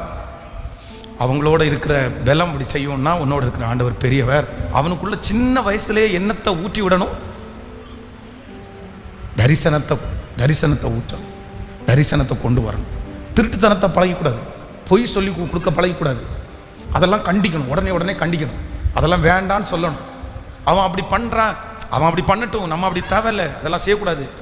அப்படி அதெல்லாம் சொல்லி கொடுக்கும்போது நம்முடைய பிள்ளைகள் தரிசனத்தோடே வளருவார்கள். கைகளை அசைத்து ஒரு ஹல்லேலூயா. அந்த குறை சொல்கிறவங்களோடையே இல்லை, அந்த மாதிரி பண்ணுறவங்களோடையே இருந்தீங்கன்னா உங்களை அந்த அட்மாஸ்பியர்லேருந்து வெளியே கொண்டு வரவே முடியாது. உங்களை வெளியே கொண்டு வரவே முடியாது. ஸோ இன்று ஆண்டவர் உங்களுக்கு கிருபை பாராட்டுவார், உங்களோட ஆண்டவர் இருப்பார். இந்த வாரம் கொடுத்த இந்த செய்தி ரொம்ப முக்கியமான செய்தி. வேதம் சொல்கிறது, தன் காலத்தில் தன் கனியை தந்து இலையுதிராது இருக்கிற மரத்தை போல் இருப்பான். அவன் நீர்க்கால்களின் ஓரமாய் நடப்பட்டு தன் காலத்தில் தன் கனியை தந்து இலையுதிராது இருக்கிற மரத்தை போல் இருப்பான். அவன் செய்வதெல்லாம் நீங்கள் செய்வதெல்லாம் கர்த்தர் வாய்க்கும். இஸ்ரவேல் ஜனங்களை கானான் தேசத்தில் கொண்டு போய் நிலைநாட்டினது போல இங்கே இருக்கிற அநேகரை கர்த்தர் கொண்டு போய் கானான் என்கிற அவர்களுக்கான இடத்துல கர்த்தர் உறுதியாய் கொண்டு வைக்கிறதுக்கு கர்த்தர் வல்லவராய் இருக்கிறார். ஆமேன். களைகளை நாம் பிடுங்க வேண்டிய அவசியம் இல்லை. ஏற்ற காலங்கள் வரும்போது களைகளே அது வைக்கோலுக்கு போகும். அதை குறித்து நாம் கவலைப்பட வேண்டிய அவசியம் சொல்லுங்கள் எல்லாருமே. ஹல்லேலூயா. என்னுடைய ஊழியம் களைகளை பிடுங்குற ஊழியம் அல்ல. என்னுடைய ஊழியம் நட்டிருக்கிற நாற்றுகளை நேர்த்தியாய் நீர்ப்பாய்ச்சி அதை வளர்த்த பண்ணுகிற வேலை தான் என்னுடைய வேலை. அது வளரும்போது இது சன்ன போல ஒன்றுமில்லாமல் போகும். கர்த்தர் என்னை உயர்த்துகிறதற்கு வல்லவராக இருக்கிறார். எத்தனை பேர் ஆமோதிக்கிறீர்கள்? அப்படியே எழுமி நிற்கலாமா? எல்லாரும் எழுமி நின்று ஆண்டவருடைய சமூகத்தில் ஆன்லைனில் இருக்கிற பிள்ளைகள் எழுமி நிற்கிறதுக்கு வசதி இல்லாவிட்டால் என்னோடு கூட இந்த ஜெபத்தில் மட்டும் நீங்கள் கலந்து கொள்ளுங்கள். எங்களுக்கும் எங்கள் பிள்ளைகளுக்கும் ஆண்டவர் ஒரு பெரிய அனுக்கிரகத்தை கர்த்தர் கிருபையாய் பாராட்டுவாராக. ஆண்டவரே, எங்களுடைய அடிமைத்தனத்திலிருந்து கர்த்தர் எங்களை விலக்கி மீட்டு தருவீராக. ஆமேன். எல்லாவற்றிலையும் ஒரு கட்டுப்பாடு, எல்லாவற்றிலையும் ஒரு அடக்கம் எங்களுக்கு நீ தருகிறதற்கு வல்லவராய் இருக்கிறேன். எங்களுக்கு தருகிறதற்கு வல்லவராய் இருக்கிறேன். ஸ்தோத்திரம். இப்பொழுது ஒவ்வொருத்தரும் ஜெபிங்க. முதலாவது, என் கண்களோடு நான் ஒரு உடன்படிக்கை பண்ணுகிறேன். என் கண்களோடு நான் உடன்படிக்கை பண்ணுகிறேன். ஆண்டவரே, இம்மட்டும் வா, மிஞ்சி வராதே. எல்லாவற்றிலையும் நான் கண்டிப்பாக எல்லாவற்றிலையும் நான் ரொம்ப எக்ஸ்ட்ரீமாக போக போகிறது இல்லை. கர்த்தர் எல்லாவற்றையும் எனக்கு ஆராய்ந்து அதிலே சமமாய் நடக்கக்கூடிய ஒரு கிருபையை கர்த்தர் எனக்கு கட்டளை இடுவீராக என்று ஜெபம் பண்ணுங்க பார்க்கலாம். ஒவ்வொருத்தரும் கர்த்தரிடத்தில் கேளுங்க. ஸ்தோத்திரம் ஆண்டவரே, கேளுங்க. எனக்கும் என் பிள்ளைகளுக்கும் கொடுங்க ஆண்டவரே. Thank you Jesus. மொபைலில் எல்லாம் ஏதாவது ஒன்றை பார்த்து அதன் பின்னாடியே போய் கொண்டிருப்பீர்களே. ஆனால் இன்றைக்கு அதற்கு ஒரு முற்றுப்புள்ளி வைத்து, ஆண்டவரே இல்லை, அப்படி இல்லை ஆண்டவரே, எனக்கு நீர் கற்றுத்தாரும், எனக்கு நீர் சொல்லித்தாரும் ஆண்டவரே, என்ன அந்த வழியில் நடத்தும். ஒவ்வொருத்தரும் அதற்காக ஜெபம் பண்ணுங்க. ஆண்டவரே வேண்டாப்பா, ஆண்டவரே அந்த மாதிரி சிந்தைகளை என்னிடத்துலேருந்து எடுத்து போடுவீராகப்பா சொல்லுங்கள். ஆண்டவரே சமூகத்தில், அப்பா ஸ்தோத்திர ஆண்டவரே, ஸ்தோத்திர ஆண்டவரே, ஸ்தோத்திர ஆண்டவரே, நீ நல்லவர், நீ நல்லவர், நீ நல்லவர், நீ நல்லவர், நீ நல்லவர், நீ நல்லவர், நீ நல்லவர், நீ நல்லவர். ஒரு நிமிஷம் கண்களை திறந்து பாருங்கள் ஆண்டவருடைய பிள்ளைகளே. கடந்த சில மாதங்களுக்கு முன்பாக சென்னையில் ரொம்ப எனக்கு தெரிந்த ஒரு நபர் தற்கொலை செய்து மாண்டு போனார். அவர் நினைக்கவே இல்லை. அது எனக்கு அந்த செய்தியை கேட்ட உடனே நான் திரும்ப திரும்ப திரும்ப திரும்ப கேட்டேன். இல்லை அவங்களா அவங்களா அவங்களா என்ன சொல்கிறீங்க, உண்மையாக சொல்லுங்கள், எனக்கு நம்பிக்கையே இல்லை, நான் நம்பவே முடியாது. எப்படி நீங்கள் சொல்கிறீங்க, என்ன ஆதாரம், நம்பவே முடியல என்னால். ஆனால் தற்கொலை பண்ணி இறந்து போனார். சரி, ஏன் இப்படி பண்ணாங்க அப்படின்னு சொல்லி அதை தீர விசாரிக்கும் போது அவருடைய மொபைலில் திறந்த அவருடைய ஹிஸ்ட்ரியை பார்த்தா அவர் திறந்து இந்த மொபைலில் திறந்து இவர் இதுக்கு முன்னாடி என்னென்ன பார்த்துருக்கிறாருன்னு திறந்து பார்த்தா அவர் பார்த்த வீடியோ என்ன தெரியுமா? வலி இல்லாமல் சாவது எப்படி, வலி இல்லாமல் சாவது எப்படி, சீக்கிரமாய் நம்முடைய உயிரை பிரிப்பது எப்படி, இந்த மாதிரி வலி இல்லாமல் எப்படி சாகுது, இந்த மாதிரி விஷயத்தை நிறைய அவர் பார்த்துருக்கிறாரு. கடைசியில் பார்த்தீங்க அப்படின்னு சொன்னால் தற்கொலை செய்து செத்து போனார். அப்போது சிலது எதை பின்பற்றுகிறோமோ, எதை தேடி போகிறோமோ, ஒரு காலகட்டத்தில் அதுவே நம்மளை அப்படி வழி நடத்தும். அதனால் ரொம்ப ஜாக்கிரதையாக இருந்தால் யாரோ ஒருத்தடத்தில் ஆண்டவர் பேசலாம். போதும் பிரதர், சிலதை தெரிஞ்சுக்கணும்னு ஆசைப்பட்டு தெரிஞ்சுக்கலாம். ஆனால் தெரிஞ்சுக்கிறது அவ்வளோதான், தெரிஞ்சுட்டோமே அந்த அவ்வளோதான் விட்டுருங்க. ஆழமாக போகாதீங்க, டீப்பாக போகாதீங்க. எல்லாத்துக்கும் நமக்கு இருக்கிற மூளை ரொம்ப கொஞ்சமானது தான். ரொம்ப திராணிக்கு மிஞ்சியெல்லாம் நம்ம யோசிக்க முடியாது. யாரோ ஒருத்தருக்கு ஆண்டவருக்கு அப்படிப்பட்ட கிருபைகளை கொடுத்துருக்கலாம். நம்ம உங்களுடைய பிள்ளைகளையும் அப்படி தான் பாருங்க. சர்ச்சுக்குள்ளே உட்காந்து ஒரு பையன் வந்து பப்ஜி கேம், அந்த கேம் வந்து போச்சு, முடிஞ்சிச்சு, அதை பேர்ன் பண்ணிட்டாங்க. ஆனால் இப்போ வந்து அதை திருட்டுத்தனமாக எடுத்து பப்ஜி இப்போ ப்ரெசண்டாக விளையாட்டுருக்கான்னா எந்த அளவுக்கு அவன் அதில் அடிமைத்தனமாக இருப்பான் பாருங்க. எதுவுமே தெரில. காரணம் என்னென்னா அதை பார்த்து சிலருக்கு கிரிக்கெட் பைத்தியம். இப்போ கடந்த நாட்களில் பார்த்து அந்த கிரிக்கெட் நடந்துச்சு பாருங்கள். ஒரு அப்படி என்ன இருக்குது, ஒரு மட்டையை வச்சுட்டு அவன் அடிக்கிறான், பந்து போகுது, ஒருத்தன் பிடிக்கிறான். இதை விட அதில் என்ன இருக்குது சொல்லுங்களேன்? ஒரு கிரவுண்டு, ஒரு மட்டை, ஒரு பேட்ஸ்மேன், ஒரு கீப்பரு, 4-5 பேர் பால் பொறுக்கிறதுக்கு இருக்காங்க. இதை விட வேற ஏதாவது சொல்லுங்களேன். கத்துறான், கூப்பாடு போடுறான், மூஞ்சில வரைஞ்சுக்கிறான், ஊன்றான். என்னடா அதுக்குன்னு கபடின்னா கூட பரவாயில்ல, அதுனா ஒரு ஃபுட்பால்னா கூட பரவாயில்ல, அவங்களுடைய அது ஒரு சரி ஓடுறாங்க, அதுக்கு என்ன இந்த வரைமுறை எல்லாம் இருக்குது. அதனால சிலருக்கு அவ்வளோதான். இந்த கிரிக்கெட்னால எத்தனை வீட்டில் சண்டை தெரியுமா? கிரிக்கெட்டை பார்க்குறது. நான் என்ன பார்க்குறேன்? சினிமாவை பார்க்குறேன், கிரிக்கெட் தானே பார்க்குறேன். ஒன்றை மாதிரி நாடகமாக பார்க்குறேன், கிரிக்கெட் தானே பார்க்குறேன். நாடகம் ஒன்று தான். அதிகமாக இருக்கிறது எல்லாத்துக்குமே நீங்கள் அடிமை தான். எல்லாமே என்னவா இருக்கணும்? நான் கிரிக்கெட் பார்க்குறது தப்பு இல்லை, நாடகம் பார்க்குறது தப்பு, அப்படி கிடையாது. அதிகமான நேரம் எதில் ஸ்பெண்ட் பண்ணுகிறீங்களோ அது நல்ல விஷயமா இல்லை அப்படின்னா அது கண்டிப்பாக ஒரு வீட்டில் போய் உட்கார்ந்து மணி நேரங்களாக பேசுறது கூட ரொம்ப நேரம் இருந்தால் அது கூட கண்டிப்பாக அது நமக்கு தேவையில்லாத விஷயம். அதில் பழகவே கூடாது. அதனால் எனக்கு எல்லாரும் ஜெபம் பண்ணுவோம். அப்படி பார்க்காதீங்க, அப்படி அசுத்தத்தையே அந்த மாதிரி விஷயத்துக்கு போகாதீங்க, நெகட்டிவே பண்ணாதீங்க. ஆண்டவர் உங்களுக்கு மேகம் போன்ற திரளான சாட்சிகளை கர்த்தர் வைத்திருக்கிறார். தற்கொலை பண்ணுறனுடைய எண்ணம் வரக்கூடாது. அதுக்காக கனவுல கூட நினைக்கக்கூடாது. வாழ்ந்தாலும் உம்மோடு தான், மரித்தாலும் உம்மோடு தான். உலகத்தில் இருக்கிற நாள் வரைக்கும் தாங்கக்கூடிய பலத்தை கர்த்தர் எனக்கு தருவதற்கு, திராணிக்கு மேலாய் சோதிக்கப்படுவதற்கு, எனக்கு வந்திருக்கிற பிரச்சனை என்னால் தாங்கிக்க முடியுன்றதுக்காக எனக்கு கொடுத்துருக்கிறாரு. உங்களுக்கு வந்திருக்கிற பிரச்சனை உங்களால் தாங்கிக்க முடியுன்றதுக்காக உங்களுக்கு கொடுத்துருக்கிறாரு. உங்கள் பிரச்சனை எனக்கு வந்தால் நான் தாங்க மாட்டேன், ஏன் பிரச்சனை உங்களுக்கு வந்தால் நீங்கள் தாங்க மாட்டீங்க. ஒவ்வொருத்தருக்கும் தாங்கக்கூடிய பலன் இருக்கிறதுனால தான் அந்த சோதனையில் நடத்துகிறாரு. தாங்கிறதுக்கு பலன் தருகிறவர், தப்பி சொல்றதுக்கு கர்த்தரே வழி செய்யும். ஹல்லேலூயா. இப்போ பாட போகிறோம். மேற்கு, கிழக்கு, வடக்கு, தெற்கு நான் பரம்புவா என்று சொன்ன கர்த்தர் என்னை பரம்ப பண்ண போகிறார். என்னை ஒரு இடத்துல நிலைநாட்ட போகிறார். என் பிள்ளைகளை கர்த்தர் நிலைநாட்ட போகிறார். இந்த ஃபாஸ்டிங் ப்ரேயர் முடியும் போதே என் கைகளை கர்த்தர் பிடித்து என்னை ஒரு உன்னதமான இடத்துல கண்மலையின் மேலே என் அடிகளை கர்த்தர் உறுதிப்படுத்த போகிறார். என் பிள்ளைகளுடைய கால்களை கண்மலையின் மேலே கர்த்தர் உறுதிப்படுத்த போகிறார். ஆமேன், ஸ்தோத்திரம். இதில் எந்த மாற்றமும் இல்லை. ஆமேன். எனக்கு வலதுபுறமும் இடதுபுறமும் நான் இடங்கொண்டு பெருக போகிறேன். நிலையான ஒரு இடத்துல கர்த்தர் எனக்கு வைக்க போகிறார். நிலையான ஒரு வருமானத்தை கர்த்தர் எனக்கு தரப்போகிறார். நிலையான ஒரு வேலையை ஆண்டவர் எனக்கு தரப்போகிறார். ஸோ இந்த ரெண்டையும் நான் உங்களுக்கு சொல்லாமல் விட்டுட்டேன். நான் திரும்ப சொல்லுகிறேன். நம்பர் 1 முதலாவது நிலையான ஒரு இடம். நம்பர் 2 நிலையான ஒரு, சொல்லுங்க சத்தமாய், நிலையான ஒரு வருமானம் கண்டிப்பாக உங்களுக்கு அவசியமான ஒன்று. நிலையான, அதுக்காக நீங்கள் ஜெபிக்கணும். ஏன் அப்படின்னு சொன்னால், தேவைன்னு வரும்போது இன்னொருத்தர்கிட்ட கையேந்துகிற ஒரு சூழ்நிலை உங்களுக்கு வரவே கூடாது. நீங்கள் விசுவாசிக்கிறது வேறு, நீங்கள் விசுவாசித்து நடப்பது வேண்டு. அன்றன்றுள்ள ஆகாரத்தை எங்களுக்கு அன்று தாரும், அது கர்த்தர் உங்களுக்கு தரணும் அன்றன்றைக்கு. ஆனால் இன்னொருத்தர் இடத்துல கையேந்துகிற அளவுக்கு கர்த்தர் உங்களை கண்டிப்பாக ஒரு நாளும் வைக்க மாட்டார் என்று நான் நம்புகிறேன். ஸோ நம்பர் 3, மூன்றாவதாக மிக அவசியமான ஒன்று, உங்களுக்கு நிரந்தரமான ஒரு வேலைன்ற ஒன்று கண்டிப்பாக வேணும். நான் நம்புறேன் சிலருக்கு ஆண்டவர் வம்சமாய் கண்டினியூ பண்ற வேலையை கர்த்தர் உங்களுக்கு தரணும்னு உங்களுக்காக நான் ஜெபம் பண்றேன். ஆமேன். அது ரொம்ப சிலர் சொல்றாங்கல்ல 100 years, சிலர் சொல்லுவாங்கல்ல 120 years. நிறைய ஃபேமிலி எப்படி இருக்குது உலகத்தில் இருக்கிற சில மனிதர்கள் போர்டில் எழுதி போடும்போது போட்டிருக்காங்க சைன் அப்படின்னு போட்டு 98 72 அந்த மாதிரிலாம் போடுறாங்க. அப்படின்னா 72 98லேயே அவங்க அப்பா வந்து அந்த இதை ஆரம்பித்து இன்னைக்கு வரைக்கும் அதை ஃபுல்லாக கண்டினியூ பண்ணுது அப்படின்றது எவ்வளோ பெரிய விஷயம், எவ்வளோ பெரிய விஷயம். அப்போ நான் நம்புகிறேன் நம்முடைய குடும்பத்தில் கர்த்தர் அப்படிப்பட்ட ஒன்றை நம்ம எல்லாம் விட்டுட்டு தான் போவோம். இந்த கொஞ்ச காலம் இந்த டெஸ்ட் பீரியடில் கர்த்தர் நம்முடைய பிள்ளைகளையும் நம்ம இங்கே உட்கார வைக்க போகிறாரு. அதில் கர்த்தர் பிழைத்திருக்கும்படி கர்த்தர் நமக்கு இரக்கம் செய்கிறவன். ஸோ அதனால் எல்லாருமே இன்னைக்கு ஜெபம் பண்ணுங்க, ஆண்டவரே எனக்கு என்னுடைய பிள்ளைகளுக்கு ஒரு நிலையான ஒரு வேலை, அவ்வளோதான். இங்கே இருக்கிற அத்தனை பேருடைய மனசுலையும் ஃபிக்ஸ் பண்ணுறது மாதிரி கர்த்தர் உங்களுக்கு தருவார் என்று நான் நம்புகிறேன்.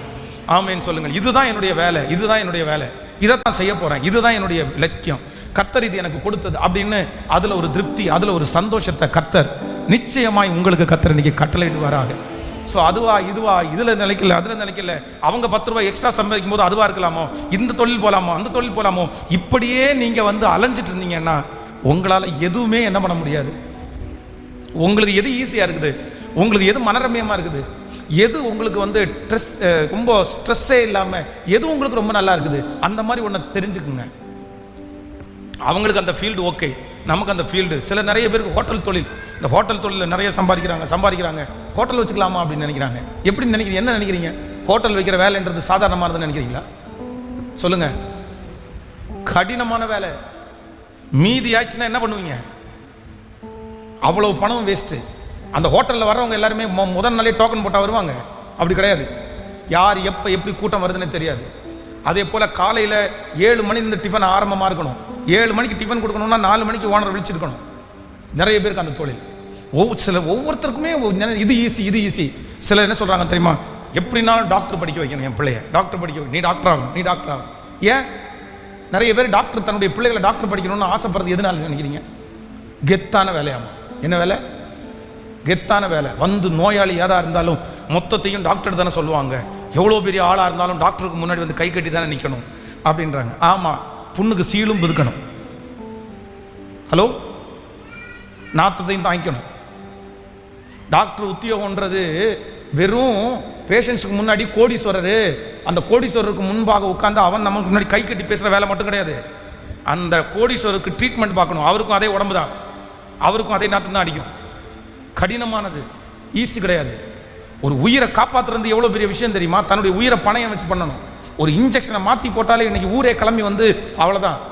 ஒரு குழந்தைய பிறக்கும் போது கையை லைட்டாக பிடிக்கும்போது அந்த கை திரும்பிருச்சுன்றதுக்காக அவன் குடும்பத்தையே கொளுத்திடுற அளவுக்கு போகிறாங்க தெரியுமா? பிரச்சனை கேட்டால் டாக்டர் உத்தியோகம் ரொம்ப பெரிய சம்பாத்தியம் வருதுன்னு. என்ன எப்படி?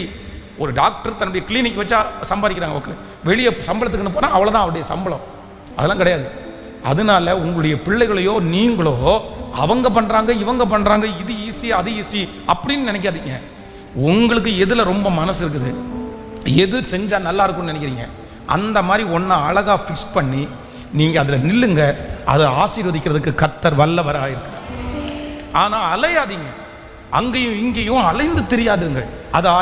இது கிடைக்குமா அது கிடைக்குமா. நீங்கள் ஒன்றில் ஸ்ட்ராங்காக நில்லுங்க.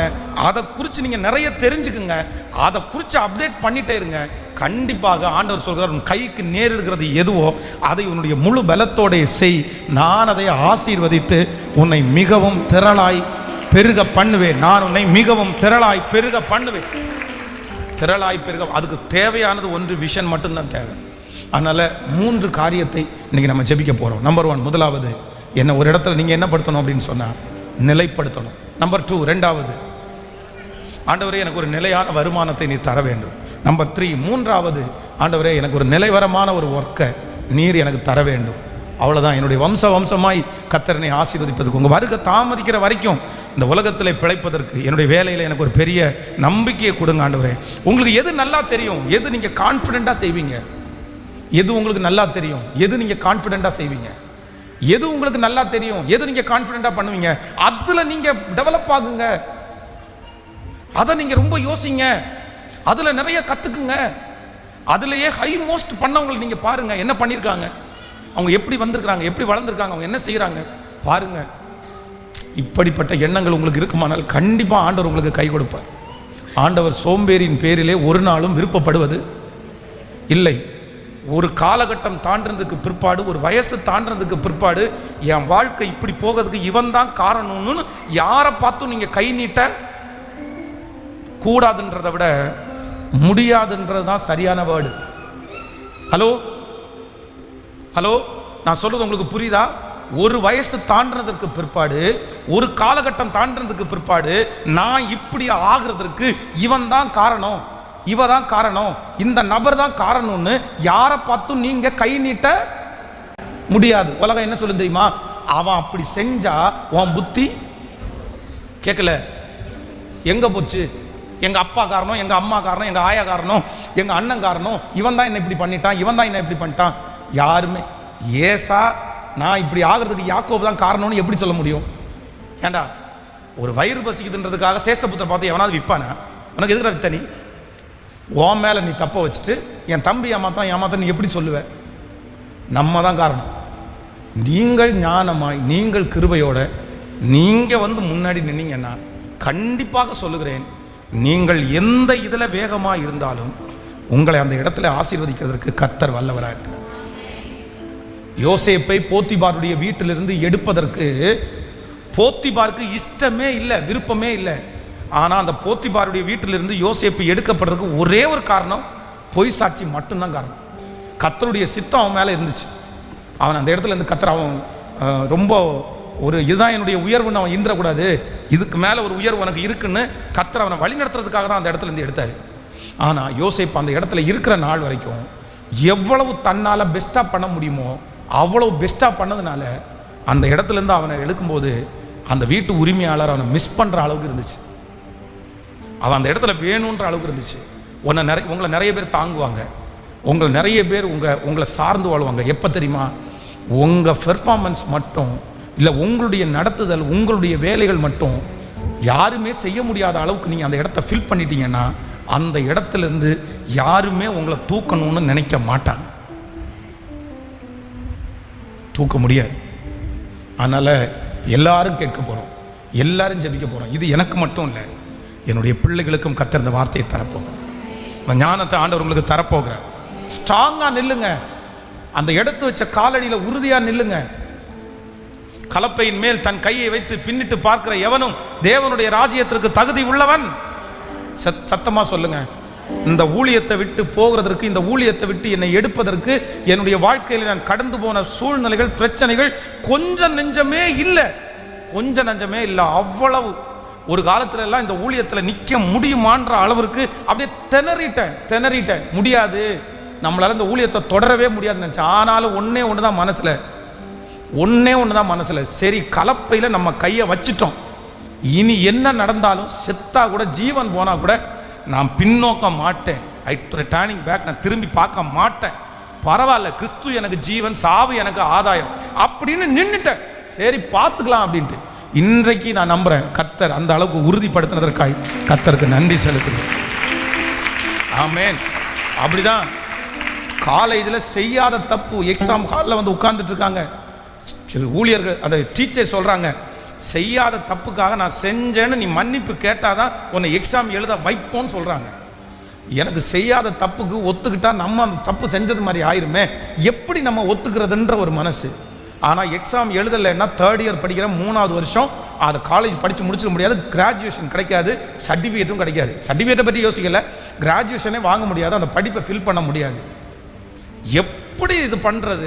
ஆனாலும் சரி, நமக்கு முன்பாக நம்ம காலடி எடுத்து வச்சு படிக்கணும்னு வந்துட்டோம். இது தேர்ட் இயர் 3வது வருஷம். இந்த ஒரே ஒரு சாரியை நம்ம கேட்கறதுனால ஒன்றும் குறைஞ்சு போகிறதில்ல. அப்படி நம்ம தப்புன்னு நினைக்கிறவன் நினச்சிட்டு போட்டோம் அப்படின்னு சொல்லிட்டு, சாரி நான் செஞ்சது தப்புன்னு, செய்யாத தப்புக்காக மன்னிப்பு கேட்டு அந்த படிப்பை முடிக்கிறதுக்கு ஆண்டவர் உதவி செய்தார். ஆனால் ஒரே மாதத்துக்குள்ள என் மேலே தப்பே இல்லைன்றதை கர்த்தர் நிரூபிக்கிறதுக்கும் அவர் நல்லவராக இருக்கார். அதனால் சில இடத்துல வந்து உங்களை அந்த இடத்தை விட்டு போகிறதுக்கு பலவிதமான பயமுறுத்துதல் உங்களுக்கு வரும். சில குடும்ப வாழ்க்கையில் இணைக்கப்படும் போது கணவன் மனைவியினுடைய அந்த உறவில் இவனோட வாழவே முடியாது, இவங்களோட வாழவே முடியாது, இந்த பர்சனோட வாழவே முடியாதுன்ற ஒரு காலகட்டத்துக்கு நீங்கள் தள்ளப்படுற மாதிரி கூட இருக்கலாம். அவ்வளோதான், ஒரு நிமிஷம் கூட வாழ முடியாது. இல்லை, இணைச்சவர் கர்த்தர், அவ்வளோதான், கர்த்தர் நடத்துவாருன்னு அந்த இடத்துல ஸ்ட்ராங்காக உறுதியாக நில்லுங்க. சீக்கிரத்திலே அந்த சூழ்நிலையை மாறும். உங்களை புரிஞ்சுக்கிறதுக்கு ஒரு காலம் வரும். அந்த குடும்பத்தை கர்த்தர் உறுதிப்படுத்துறதுக்கு கர்த்தர் வல்லவராக இருக்கிறார்.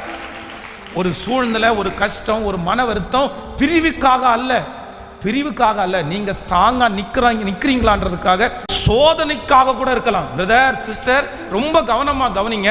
உங்களுக்கு வருகிற சூழ்நிலைகள், உங்களுக்கு வருகிற பாடுகள், உங்களுக்கு வருகிற போராட்டங்கள் அதிலிருந்து உங்களை பிரிப்பதற்காக அல்ல, அந்த இடத்துல நீங்க ஸ்ட்ராங்கா நிக்கிறீங்களா இல்லையான்னு சோதிக்கிறதுக்காக கூட இருக்கலாம். ஆனால் அந்த மாதிரி சோதனைகள் வரும்போது நீங்கள் அப்படியே உறுதியாக நின்றுட்டீங்கன்னு வைங்க, நீங்கள் பயமே பட வேண்டாம். கொஞ்ச காலம்தான். அதற்கு பிறகு அதை குறித்த ஒரு அழகான ஒரு விளக்கம், அதை குறித்த ஒரு புரிந்து கொள்ளுதல் உங்களுக்குள்ள வந்துடும். அது வந்ததுக்கு அப்புறம் அது உங்களுக்கு சுமையாய் தெரியாது, அது உங்களுக்கு எப்படி தெரியும்னா வெற்றியாய் தெரியும். ஆமே, இங்கே இருக்கிற வயதான அம்மாங்களை நிறைய பேரை கேட்டு பாருங்க. நிறைய நேரத்தில் கல்யாணமாகி வந்த புதுசில் கணவனார் பேசுகிற பேச்சை கேட்டு தூக்கு மாட்டி செத்துடலான்னு தோணும். அந்த அளவுக்கு மனசு உடையும். அதே கணவனார் தான் 50 வருஷம் தாண்டிருச்சு, இப்போ அதே வார்த்தையை பேசுகிறாரு. ஆனால் அந்த அம்மாவுக்கு என்ன, வாயை மூடிட்டு கொஞ்சம் சும்மா இருப்பியாளா, என்ன திரும்ப திரும்ப அதையே பேசிட்டு இருக்கீங்க, ஏன் இதை சொல்கிறாங்க, ஏம்மா உனக்கு அதை பேசுகிற பேச்சை பார்த்தா உனக்கு வருத்தமாக தெரியலையாம்மா, இவ்வளோ பெரிய வார்த்தையை பேசுகிறாரு, ஆடா போப்பா, அவர் இப்படி தான் அப்படின்னு பழகி போச்சு, அவர் வாயை திறந்தா இந்த வார்த்தையை தான் பேசுவார், அவருடைய மனசில் ஒன்றும் இல்லை, அது அவருக்கு பழகினவங்களுக்கு தான் தெரியும், விட்டுரு, அது சரியாயிடுவார். எப்போ? உறுதியாக நின்னதுக்கு அப்புறம். ஆனால் முன்னாடி இந்த ஒரு வார்த்தையில் அம்மா கஷ்டப்பட்டவங்க தான். இந்த வார்த்தை அந்த அம்மாவுக்கு பிடிக்காது தான். ஆனால் கூட இப்போ என்ன ஆச்சு அப்படின்னு சொன்னால், சரி அவர் கேரக்டராக தான். அந்த உறுதியாய் நிற்போமையானால் அதை தாண்டக்கூடிய சகல ஞானத்தையும் கிருபையும் கர்த்தர் உங்களுக்கு கிருபையாய் கர்த்தர் கட்டளையிடும். இப்போ நம்ம எல்லாரும் ஒரு தீர்மானம் எடுக்க போறோம்னா என்ன பண்ணுவேன்னா, நான் உறுதியாக நிற்பேன். உங்கள் மனசு எப்பவுமே உங்களுடைய தொழிலையும் உங்களுடைய வருமானத்திலையும் உங்களுடைய வாழ்க்கையிலையும் அந்த பக்கமும் இந்த பக்கமும் என்ன பண்ணக்கூடாது, சாயவே கூடாது. எடுத்த கால் எடுத்து வச்சிட்டிங்களா, தீர்மானம் எடுத்தாச்சா, அவ்வளோதான். சில காரியத்தில் எல்லாம் நம்ம அதை மாற்றணும்னு நினைக்க முடியாது. அதை மாற்றினா எத்தனை டைம் வேணாலும் மாற்றிட்டே, சொல்லுங்களேன், எத்தனை டைம் வேணாலும் மாற்றிட்டே இருக்கலாம். கல்யாணத்துக்குன்னு கிளம்பும் போது முதல்ல போடுற அந்த ட்ரெஸ்ஸு சரிப்படலை அப்படின்னா கண்டிப்பாக 5 ட்ரெஸ்ஸை மாற்றாமல் உங்களுக்கு திருப்தியே கேட்கல. சத்தமாக சொல்லுங்கள். இந்த அனுபவம் யாருக்காவது இருக்கா? கொஞ்சம் தகை தூக்கி காமிங்க பார்க்கலாம். தப்பெல்லாம் சொல்லலை நான். ஒரு ட்ரெஸ்ஸு ஃபஸ்ட்டு போடுறதா அயன் பண்ணி வச்சு, இதுதான் இந்த கல்யாணத்துக்கு நான் போட போகிறேன்னு மனசில் ஃபிக்ஸ் பண்ணி வச்சு, அதை போட்டுட்டு போய் கண்ணாடிக்கு முன்னாடி நின்று இது ஒன்றும் நல்லா இல்லையே அப்படின்னு கலட்டி வேற போடணும்னு நினச்சிங்கன்னா குறைஞ்சது 3 மாற்றிட்டு இருப்பீங்கன்னு நான் சொல்கிறேன் உங்களுக்கு. இது நடந்திருக்கா இல்லையா? இல்லை, இந்த ட்ரெஸ் வேணாம், அடுத்த ஒரு ட்ரெஸ் போட்டு இது ஃபிட் ஆயிடுச்சு அப்படின்னு போட்டுட்டு போனால் யாராவது இருக்கீங்களா? கண்டிப்பாக இருக்க மாட்டீங்க. ஒன்று சரியில்லைன்னா 3வது மாற்றுவீங்க. சில காரியங்களை கர்த்தர் நமக்கு கொடுத்துருக்கிறத மனப்பூர்வமாக ஏற்றுக்கிட்டு கர்த்தருக்கு ஸ்தோத்திரம்ட்டு தான் வாழ முடியுமே தவிர, அதை மாற்றணும்னு நினச்சா அதனுடைய எண்டை நீங்கள் பார்க்கவே, பக்கத்தில் கையை பிடிச்சி சொல்லுங்க, மாற்றிட்டே தான் இருக்கணுமே தவிர, கேட்கல, மாற்றிட்டே தான் இருக்கணுமே தவிர அதற்கு ஒரு முடிவு. ஆமேன். இப்போ புரிஞ்சிருக்கும்னு நினைக்கிறேன் நிறைய பேருக்கு. இப்போ சொல்லுங்க, கலப்பையின் மேல் ஒன்று காரியத்தை ஆரம்பிச்சாச்சு, துவங்கியாச்சு, ஜெபம் பண்ணியாச்சு, இனி அதில் நிலைப்பட்டு அதை வளர்த்தக்கூடிய ஞானத்தை தான் கேட்கணுமே தவிர ஃபீல்டை மாற்றிட்டே இருக்கிறது ரொம்ப டேஞ்சர். மாற்றவே கூடாது. அது இது ஒன்றை பிடிங்க, உறுதியாக பிடிங்க. ஒன்று நினைத்துக்கொள்ளுங்க. உப்பு நம்ம அம்மா அப்பா உப்பு யூஸ் பண்ணாங்களா? உங்கள் தாத்தா பாட்டி உப்பு யூஸ் பண்ணாங்களா? வரல, சத்தம் வரல. நம்ம தாத்தா என்ன உப்பு யூஸ் பண்ணாரு? நீங்கள் நிறைய பேர் பார்த்துருப்பீங்க தெரியல, சிவப்பு உப்பு ஃபஸ்ட்டு, அதுக்கப்புறம் கல்லுப்பு. இப்போ என்ன உப்பு தெரியுமா? அதை நம்ம எல்லாருமே வச்சுருக்கிறோம் சால்ட் உப்பு. சால்ட்னாலும் உப்பு தான், உப்புனாலும் உப்பு தான். இங்கிலீஷையும் தமிழையும் சேர்ந்து வச்சுட்டோம்.